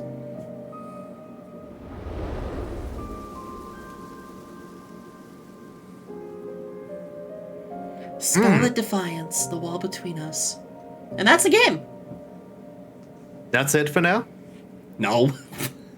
I was gonna say, like, I remember they said that the first chapter would be pretty quick. Chapter 2.5, Okay. South Brigada, year 1947. How you feeling? Oh, well, it's your narration. Okay. You got one more? Yeah, You just, I keep here going. you go. Okay. Just wanted to make sure. Oh, we have an ad Zelda. coming in about 3 minutes. Do we want to get up and take a quick stretch? I think that's, for the best. All right. Alright. We'll be right back, everybody. Yeah. The game is treating them as adults and you as adults, you know, enough that it doesn't take ages to explain the like magic system. It's a story that isn't taking place within a school. You know, Yeah. everybody has been There's political intrigue, but not like political. like they throw you in media res, and now they're taking you back to like explain just enough like the backstories, and I think it's doing it really well. Depending on personal taste, I think this one may, like, if it sticks the landing, I think this one may actually be better than Perfect Gold. Hard to say. We'll have Yeah, to wait like- and see.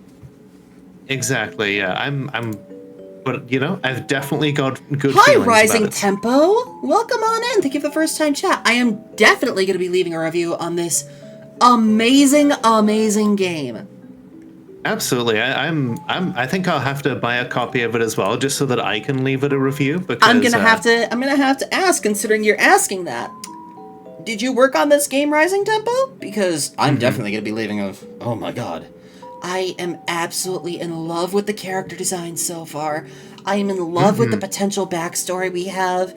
I want to know why Sophia has gone from.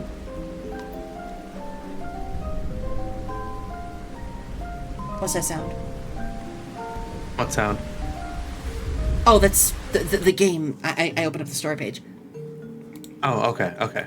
I was just hearing the game's audio on the story page as well. You didn't work on this game, Bob? Still, this game is amazing. Also, thank you so much for the first time chat. My name is Index Page, Bearded Library, and patron of its namesake. Hi, Tharmog! And I am Lola, the world's only Molotov cocktail VTuber. I chat. I am very interested to understand why Sophia has gone from this sweet girl to leading a rebellion. Who knows what she's leading the rebellion against? Is she leading it against all vampires? Is she leading it against humans? Is she leading it against specific vampires? Who knows? Right, and then you're going from this woman who apparently, you know, maybe hates all vampires to falling in love with a vampire princess. Suddenly, a backpack hits the ground a few feet in front of me, making me jump. I looked up. A beautiful girl stared down at me from a window on the second floor. At least it wasn't a Boston bag. I was thinking it, but I wasn't gonna say it. I also like that in the opening cutscene it shows Vlaka dancing with a particular maid, while Yeah. Sophia is dancing with Karin before they start dancing with each other. Maybe they have some sort of a fling with their particular counterparts for a little bit, or some sort of short relationship. Who's to say? Like, it's definitely up to interpretation, but, like, they give us a lot there to work with. She was about my age. Her blonde hair hung in long cascades, and her skin was pale, as though it had never been kissed by the sun. Is this Karin? Oh, look at young Karin! Out of the way! I reacted just in time as she jumped from the window. She landed where I'd been standing seconds earlier. So either she lost her island accent, or she does the, like, whole cover her eye thing. Oh my god, look at that amazing outfit, I want it! Right? Damn it, even at this age, she was breasting boobily. She's got, like, this kind of gothic Lolita thing going down, but not, but like a gothic Lolita punk. Yes. And I am here for it. Hell yes. Like, you see that her outfit is refined. She cares for this outfit. She took care to pick out this particular outfit. But you could tell by the way she's dressed and the way she's posed, she's in a rebellious phase. The art direction of this game is stunning. Damn, I need practice. She stood up, shaking her gloved hands, grabbed the backpack, and then glared at me. Stay away. Oh, I'm not gonna. Rude. If she heard me, she didn't respond, and she turned and began walking away. I decided to follow, not because I needed directions, but something about her captivated me. I hung back so she wouldn't notice she had a shadow, and after a while she slowed and stopped outside a rusted door. I cleared my throat and she startled. She turned with a glare. Oh. I told you to stay away from me. I need some place to sleep. Find your own spot and run on home. I can't. I'm kinda lost. Not my problem. I decided to appeal to her moral side, hoping she had one. You know, you almost knocked me out when you threw your backpack down. The least you can do is let me rest a while, until it gets light out. Yes, this is after she ran out Reaper. And you almost jumped into me. You owe me. She kept quiet for a few seconds, and I began to fear she didn't have a moral side after all. Finally, she shrugged. Fine, you can stay, but just for this night. If we're going to spend the night, can I at least know your name? Nanya. No point, I'll be gone when you wake. Suit yourself. I'll just have to call you friend, then. Hi, Tempo. Yes, this game is voice acted, but when we do Yuri Readers when we do Yuri Readers Anonymous, we always turn the voices off so we can do the reading ourselves. It lets us get a little more in touch with the characters as opposed to just sitting back and talking like Mystery Science Theatering. Yeah, it lets us put our own little spin on these characters. Though, I'm definitely going to be playing this game off stream and like listening to the voice direction. Absolutely. The voice actors definitely need to be recognized for the good work they put in as well. Like here, I'll turn the voices on for the next couple of lines, and we can hear them at least. You shouldn't be too quick to call people friends. You don't know me. I know you're decent enough to let me stay the night. That sounds like a friend in my book. Psh, Hi, whatever. Copper Huntress. Oh, yeah, Call mystery. me Kareen. or Vasiliv. Makes no difference to me. Yeah, the voice actors did good here. Ah, chef's kiss. From up close, she looked even more like a porcelain doll. She had long lashes, unblemished white skin, and delicate features. She even spoke like an adult and wore clothes I'd only ever seen in fancy shop windows. Something seemed off, out of place. Actually, that reminds me, I want to see if I can go back all the way and if we can, like... you can't replay voice lines in the history. I do like that when you're in the menu, though, you can see them cuddling. What if you, like, scroll back using the mouse wheel in, like, the conversation in, like, the main screen? Like, if you return... I see. Time will tell on that. Just because she isn't showing the Oh. signs yet Okay. doesn't mean she isn't So the this one. does have, like, the Renpai ability, yeah? Yeah. Okay. That's cool. Yeah, I love that. And you are? Sorry. My name is Sophia. With an I. Funny. I always thought Sophia was with an S. Love it. Sassy.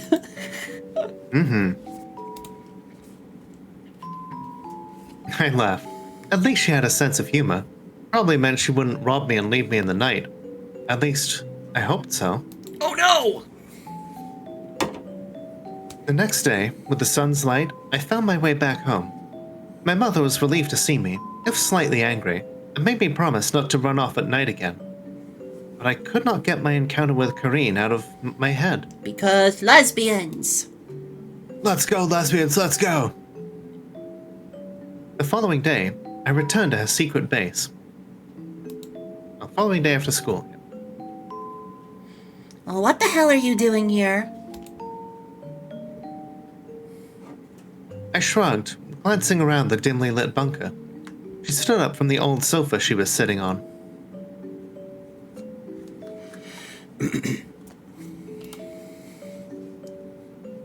Glad to see you too, Kareen. I don't remember inviting you again. You didn't, but you also didn't invite me the first time. I did, but I also said just for that night. Wait, are you one of my parents' guards? What? What? Is she, like, noble? Rich, at least? I mean, you're judging from, like, her poise and her, like, immaculate outfit. Like, that's a... I would assume so. The question took me by surprise. Guards? Was she from some prestigious family? That's why she seemed so out of place. I hadn't been able to put my finger on it before, but suddenly it seemed so obvious. Are they paying you to follow me? Nobody's paying me to do anything, unfortunately. I could do with the coin. I don't trust you. Do I look like someone your parents would send after you? She looked me up and down. I tried not to falter under her intense gaze. I guess not. Why would anyone be after you anyway? Are you some sort of rich girl? Med check, everybody. Med knew check. Med check. Med check. Med check. Med check. Thank you. I knew it. No wonder your clothes are all so clean.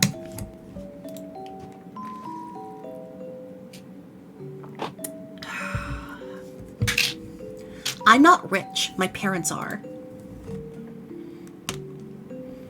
Then why run away?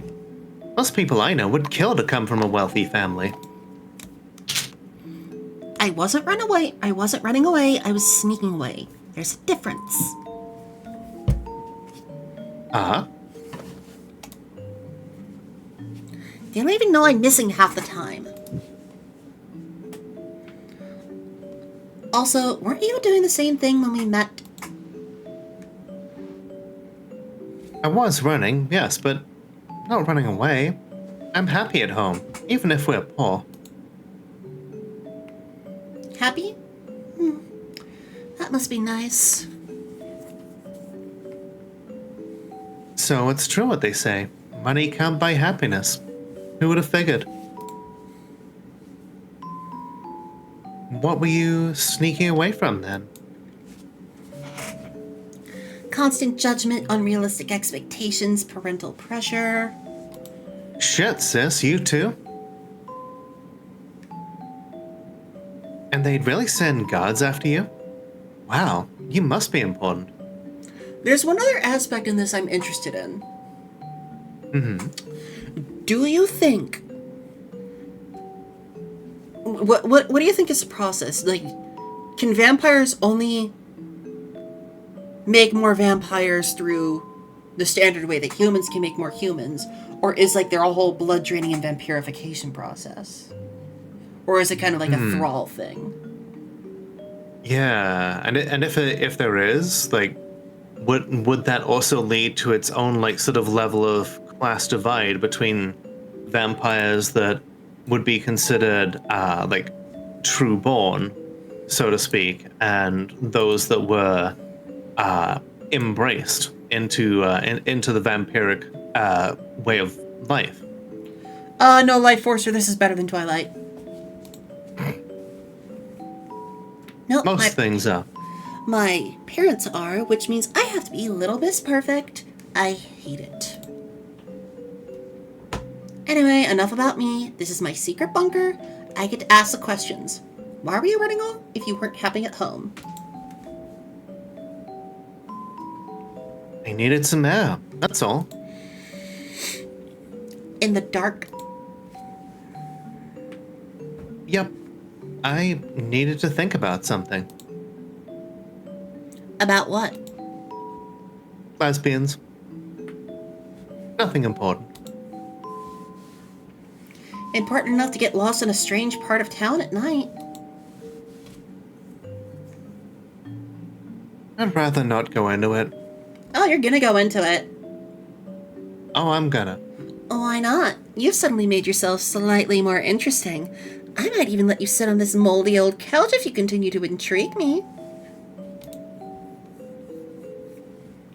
I laugh.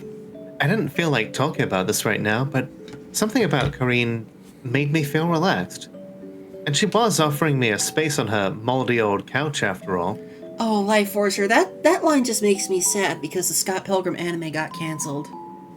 Yeah, Netflix did the Netflixed it.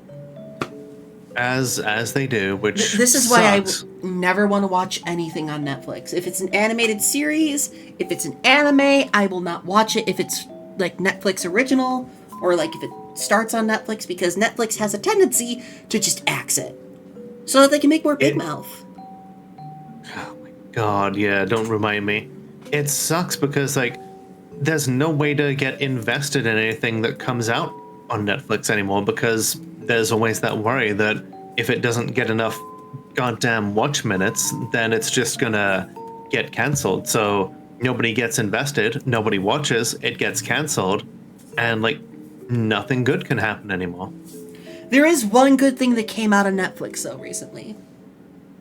What's that? Cuties is no longer available on Netflix. What isn't? Cuties, that Oh, that yeah, fuck really that. really creepy documentary. Mm-hmm. And I love that. I loved one of the comments I saw about it was Sneeko's probably in tears over this. Amazing. Okay, but you might think it's weird. Try me. What do you think about vampires? Karine just blinked. Not a lot. What's that got to do with running away? It has everything to do with it. I needed to clear my head. I was conflicted by what I thought I knew about vampires and what I was taught in school. My teacher's a fuckhead. So, answer my question. What do you think about vampires? I don't really care. How can you not care? I don't care about anything related to politics. My role is not to talk about that outside my house. I already have to do enough there as it is. It's easy not to care it's easy not to care when something doesn't affect you. Maybe if I had guards, I'd not care as much either. She's getting called out. Corrine tensed. You know nothing about my life. I'm willing to learn, if you'll tell me. You wouldn't understand. You don't know that, unless you try.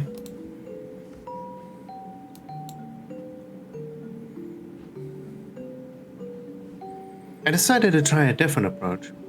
If I wanted to make her trust me, I had to give her a reason to. What about this? I tell you a secret, and you tell me one. Suit yourself, but I don't promise anything in return. What is this, a slumber party? My father was saved by a vampire during the last war. Okay, so she's full human, judging by the way she says that. Mm-hmm. What? Well, I don't know the full story, but what I understand is they were both tired of fighting and fed up with their leaders. It was kind of a tacit agreement to just ignore each other and go on. Corrine kept quiet for a long time. I started to wonder if maybe I'd done the underscore right thing. Maybe she'd judge me like Mr. Jennings did for having some connection to the murderous, evil vampires. Oh, there's one little coding error. Mm-hmm. At last she smiled, and my shoulders sagged in relief. I won't tell you any secrets, but you can stay if you want. You're more interesting than any of my classmates anyway.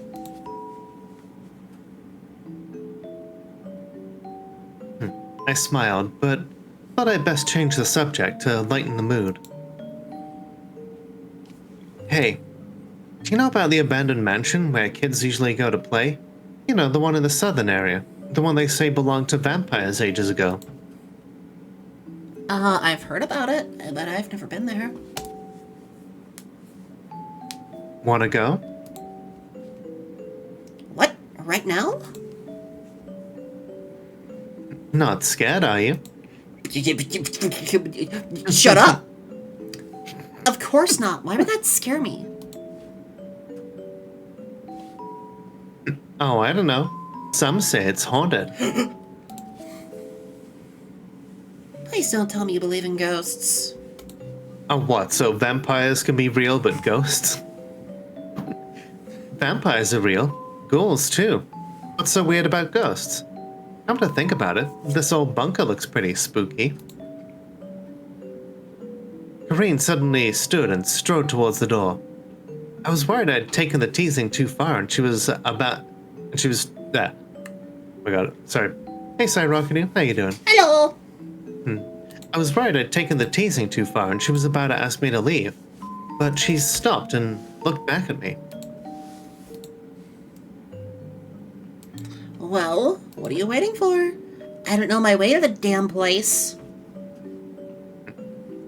I laughed, picked up my school bag, and followed her out of the door. My plan to cheer up Corrine had one flaw.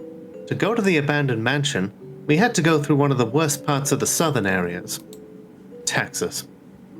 You just hear the banjo play. Beat-a-ding, ding, ding, ding, ding, ding, ding.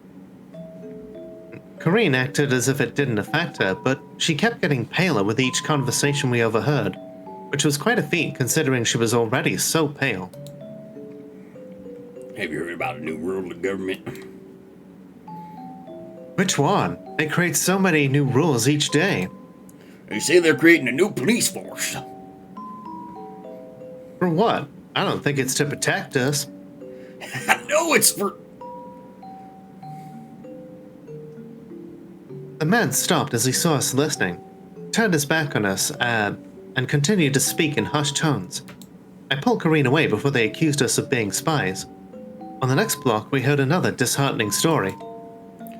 Do you have any money to spare? I'm not sure we'll be able to make ends meet this month. I'm sorry, my husband was fired last week. We're in a pretty tight situation ourselves. Even more so now the little one is coming. Oh, right. When is she due? In 2 months. I hope the midwife is in this part of the city for that day. Ever since the last 2 became blood maids, we've been in a pickle. Okay, so seems like there's a specific type of maid for vampires.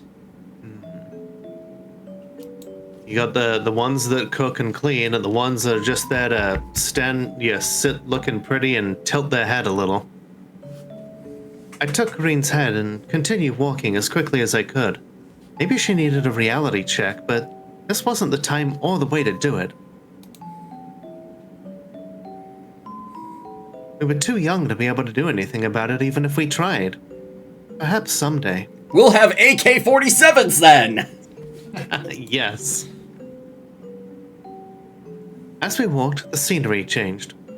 We entered an area surrounded by mountains on one side and by thick forests on the other.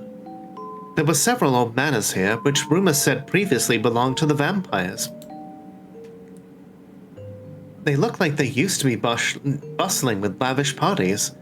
Now they were covered in dust and vines and boarded up windows. A sad reminiscence of a grandiose past.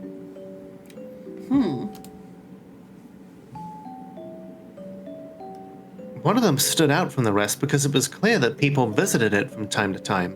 Oh, you Some had of to the work vines- a clopen? Oh, no, What? honey. I don't know what that is. In restaurant terms, it's where you have to work the closing shift, and then you have to work the opening shift the next day. Oh boy. Essentially, Okay, it's like, hey, you're gonna get home at midnight. We need you back here at 8 in the morning. Jesus. If not earlier. I'm sorry to hear that. And depending Man. on, like, the clientele, I had to work a clopen once where it was like, I didn't get home until almost 1 because we had this one couple that would not fucking leave and the manager would not tell them to leave. Yeesh. And then he told me to stay back and do all the cleaning. And then I had to work the brunch, the Sunday brunch open. God damn.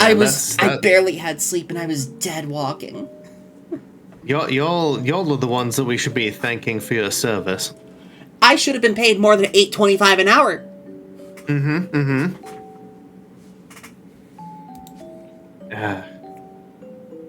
Here we are. After you. Absolutely, Fornair.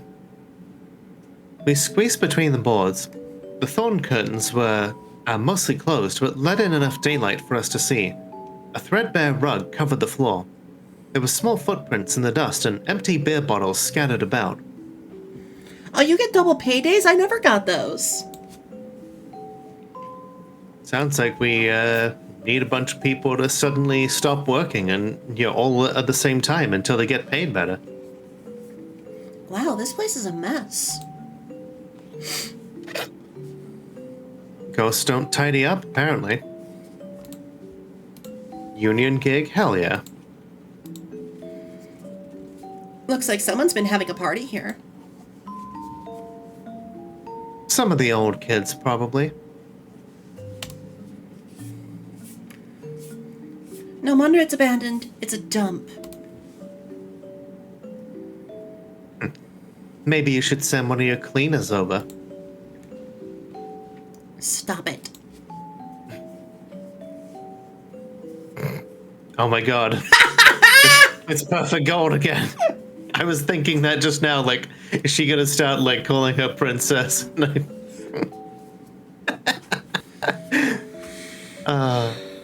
Sorry, princess. Hey, see that white stuff? It's called dust. I was gonna say something else and hope you did like the do do do do do do do do do do. See that white stuff? Why do you come? Dick. Getting cock. In Night City, you can become.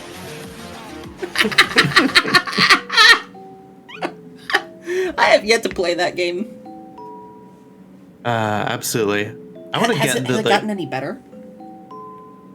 I've heard that it has, but like that wasn't exactly a good. Like there wasn't exactly a high bar to clear. I wipe a speck on her pristine jacket. Corinne looked down, then back at me with a murderous glint in her eyes. Oh, it's on. We gotta make out. Cyrock, I can't read that line without thinking of a terminal montage clip. Where Well, excuse me, princess. No. In the Breath of the Wild, or the Tears of the Kingdom one, where he's like, "Well, excuse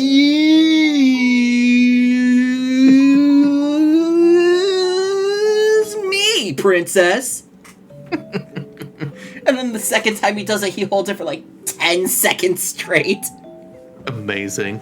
Fucking love terminal montage.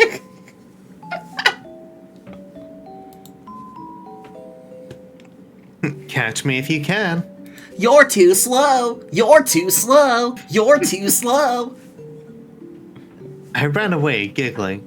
Corinne came after me, and we ran up the wide staircase and across the creaking floorboards. She cornered me and smeared dust across my forehead. And then she said, Simba. Now we're even.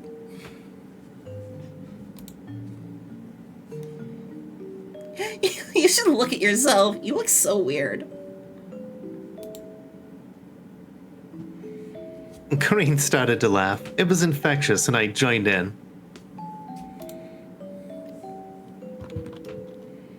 All right, that's it. I grabbed a handful of dust and cobwebs and stepped forward. Corinne jumped back, and I noticed the floorboards behind her were broken. Corinne, stop! Nice try, but I'm not falling. Ah! That was so high-pitched that I literally didn't hear any of it. I dashed forward and grabbed Corinne's hand just as the wooden floor collapsed. I held on with both hands as she dangled over the gaping hole. Using all my strength, I pulled her up and lost my balance and fell back, Corinne landing on top of me. Hey, yo. Hey, yo. Whoops. Whoops. Whoops. Oh, Whoops. no. Whoops. Whoops. Whoops. I think this is the second visual novel that we've read where one of the main characters is just landed completely on someone's chest or whatever. Yeah.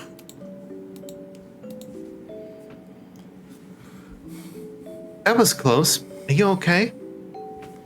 Oh yeah, Life Force, right? Like when I said,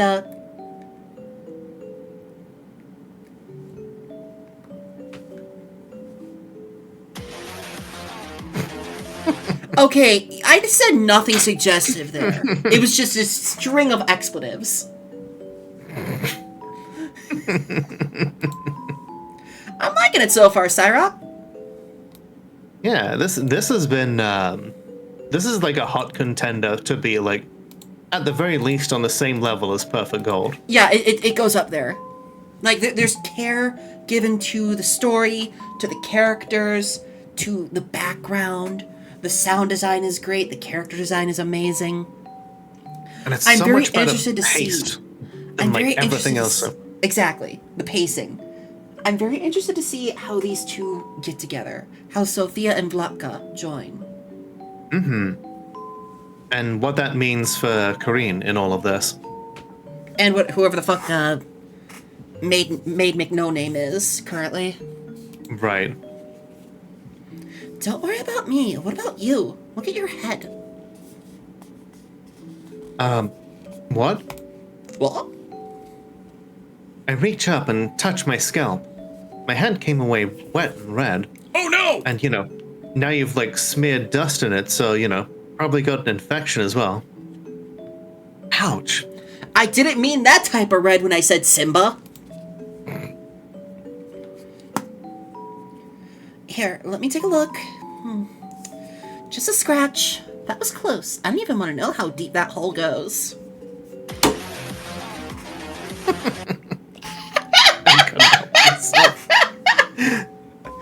I'm making my own clip of that. I'm making my own clip of that. Damn it! Yes, absolutely. God damn it, Lola! Oh, wait, I clipped it for both of us. I would literally... Love it. We peered over the edge and down into the gloom. Falling into that darkness did not bear worth thinking about. Green stood and offered me her hand. I accepted and felt her surprising strength as she hauled me to my feet. Oh man, our clips are touching. There's hand-holding, too. Be careful, and... thanks. I would have been a goner if it wasn't for you.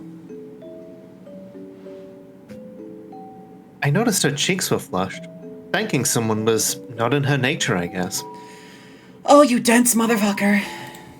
Right? She is into you. We held each other's gaze but for a moment before she shrugged and looked quickly away. I'm reminded of that meme where, like, the character on the left is just like, I really want to fuck you so bad right now. And then the guy is just thinking, I think she's just being nice. But that goes, like, that's increased by, like, 500% if they're both lesbians. What I find funny is that guys, it's either they don't pick up on the signals at all. Like, I saw this post on Zitter. Where, this girl talks about how her boyfriend, she looked at a picture of her boyfriend and his son, from when her son graduated the first grade. And she looked at the back of the picture and the teacher's number was written back there, handwritten back there. In the teacher's handwriting. And his reasoning was, oh, she was just nice. Wow. And she said he had this from a kindergarten teacher and a first grade teacher both. Because, you know, the hot single dad fireman that helps out with school field trips is just clueless. They're all just being so nice to me. It's either the guys are clueless and cannot pick up a hint, or they're like, they read too much into everything. There's no in between. It's all or nothing. There's no in between. It's either -1 or 11 on a scale of 1 to 10.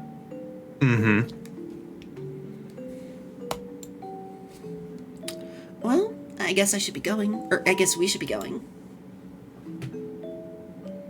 I felt my own cheeks burning too. A strange warmth had come over my body. Perhaps it was the concussion.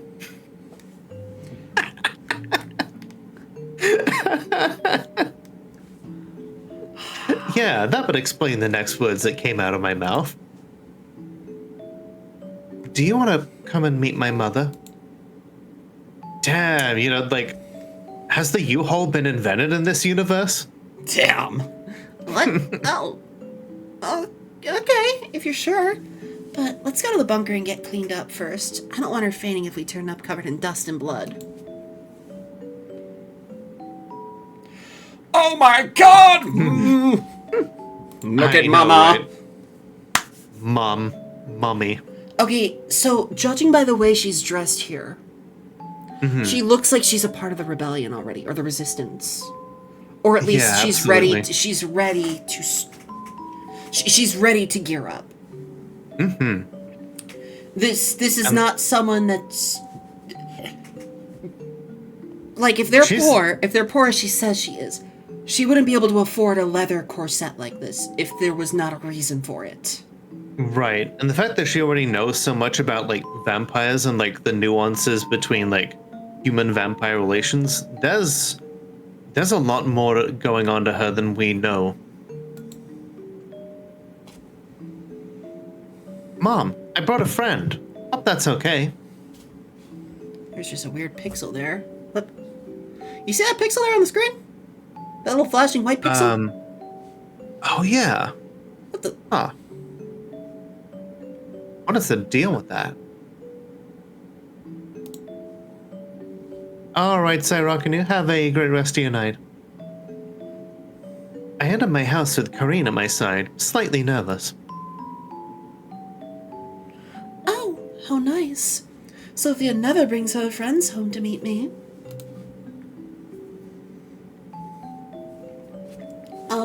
Nice to meet you, Mrs. Agapov. I hope I'm not imposing.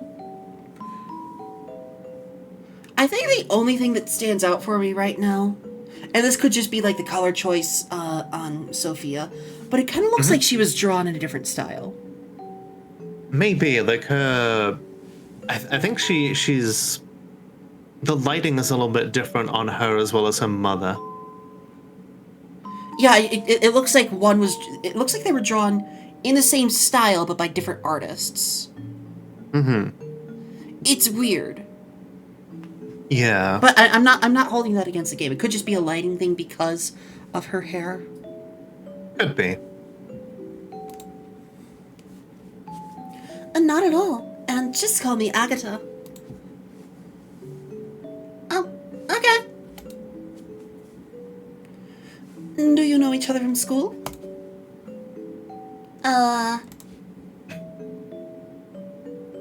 Kareen and I hang out after school. She's from a different area. Ah, I see. Very nice. Dinner will be ready in a few minutes. My mother went to the kitchen. Kareen looked around the living room, taking in all the details. You have a nice home. Thanks. Although I guess your house is way better. It's bigger and has more luxury stuff, if that's what you mean. But I said you have a nice home. Mine is just a house. Damn. Oh, that is some dark shade being thrown. Yep, just like this place that I live, I don't consider it a home at all. It's not a safe place for me. And, That is ecliptic levels of shade thrown. I said you have a nice home. I have a house. Ugh. Yikes. Could also just be that she is, being like a rich girl. I'm like, yes, this place is a home, yeah. But I live in an actual building. Girls, dinner is ready. Welcome back, Tristana. And to all my booklets lurking in the chat, thank you so much for being here, and I hope you're enjoying your night. I love you guys. We love lurkers. They're the backbone of Twitch. We went to sit at the table, where there were 3 bowls of borscht. Kareen licked her lips. I hope you like borscht, Corinne. If you want, I can make you another. I love borscht. My grandmother used to make it for me when I was little. I kind of miss it. Thank you. I see, then let's eat before it turns cold.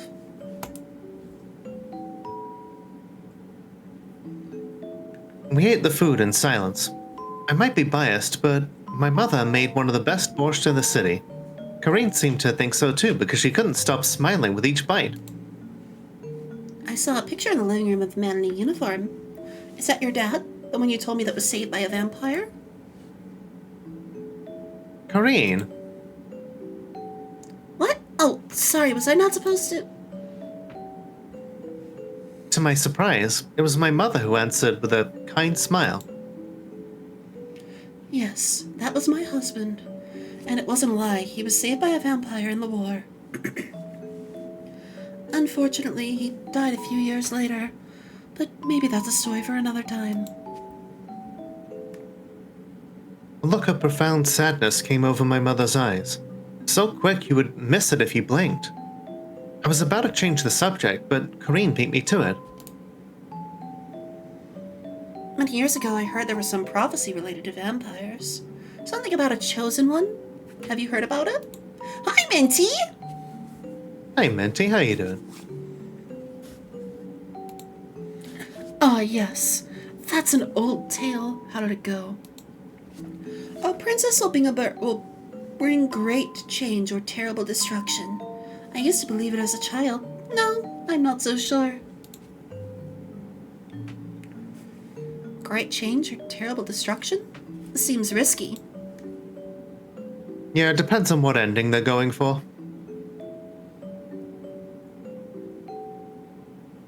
Yes, there's been far too much destruction around here already.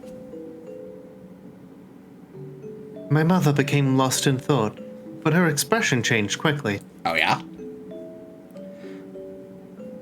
Oh, speaking of vampires, that reminds me. I wanted to show you this. So far, so good, Minty.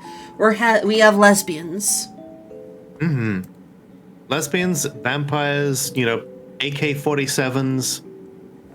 It's got it all. Political intrigue. Mm-hmm. She took something from her pocket and showed it to me.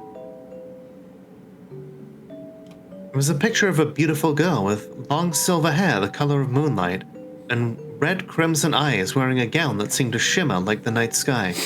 I took it from her hands. I love that whenever it's one of the clear love interests, she gets incredibly poetic. So pretty. Who is she? I think it's mostly because Sophia doesn't realize it yet. Right. I must have sounded far more enthusiastic than I'd intended because Corinne started laughing. Someone has a crush. Well, now I have two, goddammit. I felt my cheeks turning red. Must be that goddamn concussion again. Get lost. And go get your Boston bag while you're at it. She's the princess of the Vampire Kingdom. Her name is Vlaka Ratsvan Zugrovre. I can't say that right. Zugravesk? Zugravesk. There we go. I was about to say something very, very offensive in Russian. I'm sorry to all of the Russian viewers that we may have, of which I have no idea, But I'm sure they'll come back around once I start playing Pathologic 3. To this day, I still get the occasional like on weird Pathologic memes I posted 10 years ago. Well, it's more like 5 years ago, but still. Yes, Ash, hot mom, hot mom, hot mom. Something about the name caused my fingers to fumble, and also the voice actor who was trying to say them. And the photo fell to the table. Hey, be careful. It was not hard to sneak this without anyone noticing. Excuse me? Mom, you should be careful about these things. Haven't you heard the rumors about the secret police? Oh, nonsense, darling. It'll be okay. Just be more careful, please. I will. Then again, she's a mom in a flashback. I don't know what her chances are. My visits to Corinne's secret bunker continued for months, and we grew closer. She would occasionally come to my house and eat more borscht, but she never once invited me to hers. I didn't mind. I knew that being with me was an escape for her. One night, she seemed more distracted than usual.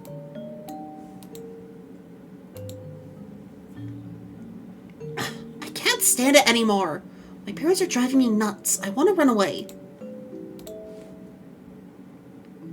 I mean, Agatha is pretty cool, but if you ever want to run away, just let me know. I'm up for it.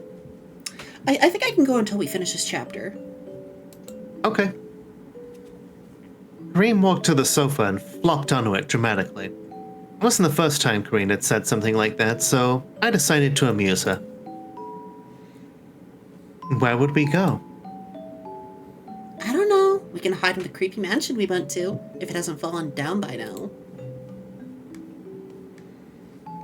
You hated that place. I hated the hole I nearly fell into. I hated you wiping dust on me.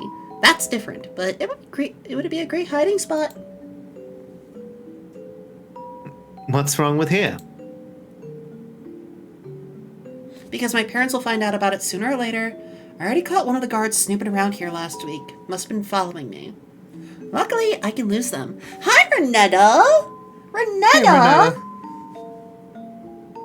Yeah, to you too. Yeah, go check out Renetta. You know, she and Penny are both wonderful beings, and they need all the support they can get right now. You've got a point.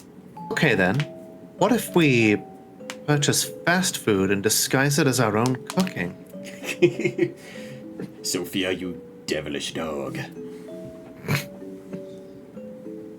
We started to think about all the things we could do if we ran away.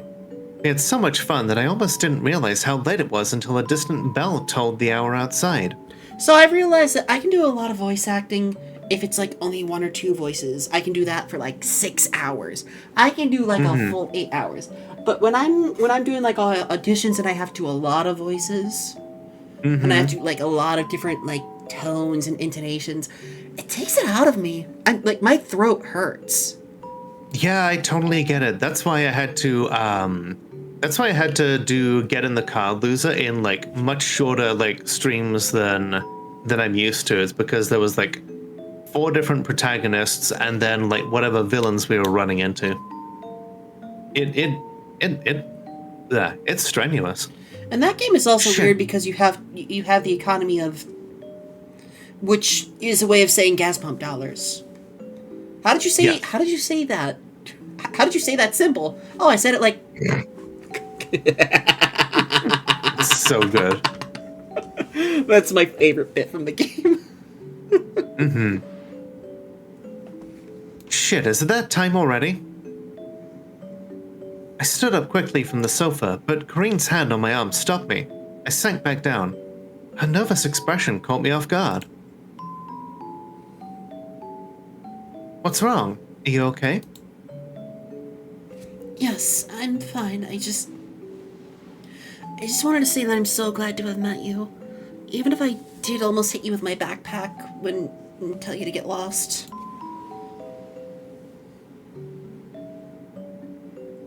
Yes, and you almost flattened me when you jumped from the window. But why are you telling me this now? I don't know. I just wanted to let you know, that's all. Since my Nana died, life's been tough. She was the only one who understood me, who listened to me, not like my parents. Hanging out with you has made me feel alive again. Before I could react, she quickly made a joke to avoid the awkwardness. Even if you annoy me sometimes. Oh, they are definitely roommates. Hey, And they were roommates.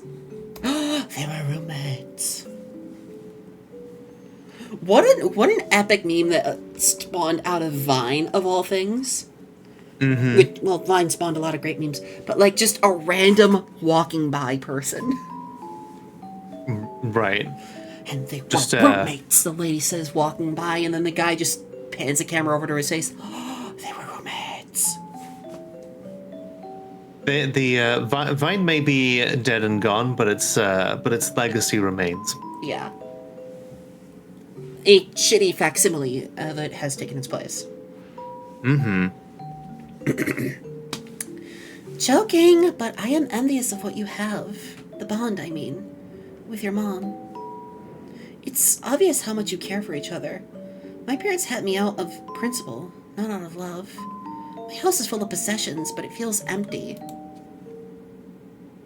I'm sorry. I don't know why I'm being so emotional. You can be part of our family. What? If your family doesn't appreciate you, then we can be your family. Sophia, sweetie, honey, sweetie. Sophia, Wait, come here. Come nice and close here. That's essentially a marriage proposal!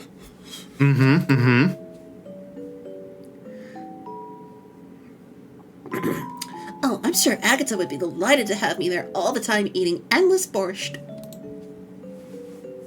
Oh, Minty, thank you for the follow. That makes you follower number 1600. Holy shit! Hell yeah! Man, what a milestone! Thank you. I'm serious. Corinne looked deeply into my eyes, and then leant in and hugged me tightly. I hugged her back, and we stayed like that for a long time. Because we believed we had all the time in the world. Oh boy. That's when she died. 6 years later. Mm-hmm. And that is where we're going to say for now. Mm-hmm. Love my jacket. Thank you very much. People fight over the jacket quite a lot. Interesting Yeah, to see how they've changed over the years. Absolutely. I'm mostly interested to understand why Sophia went from having that like soft brown hair to this kind of like red undertone to it. How she lost her eye. It's yeah, I really want to see like where it all goes, like how they got from where they were to how they are now, and How these two are going to get this together. happened. Yeah. Like, yeah, it's going at a good pace, but at the same time, it's not giving away all of its story beats like straight away, and I'm honestly hooked. Yeah, I would love to keep going through this. Mm-hmm. Next week I have to do some Civ 6. Well, we can always pick another day. Yeah. I can. Yeah, I YouTube can will see you in the absolutely next one, make by the time way. for this. Bye, YouTube.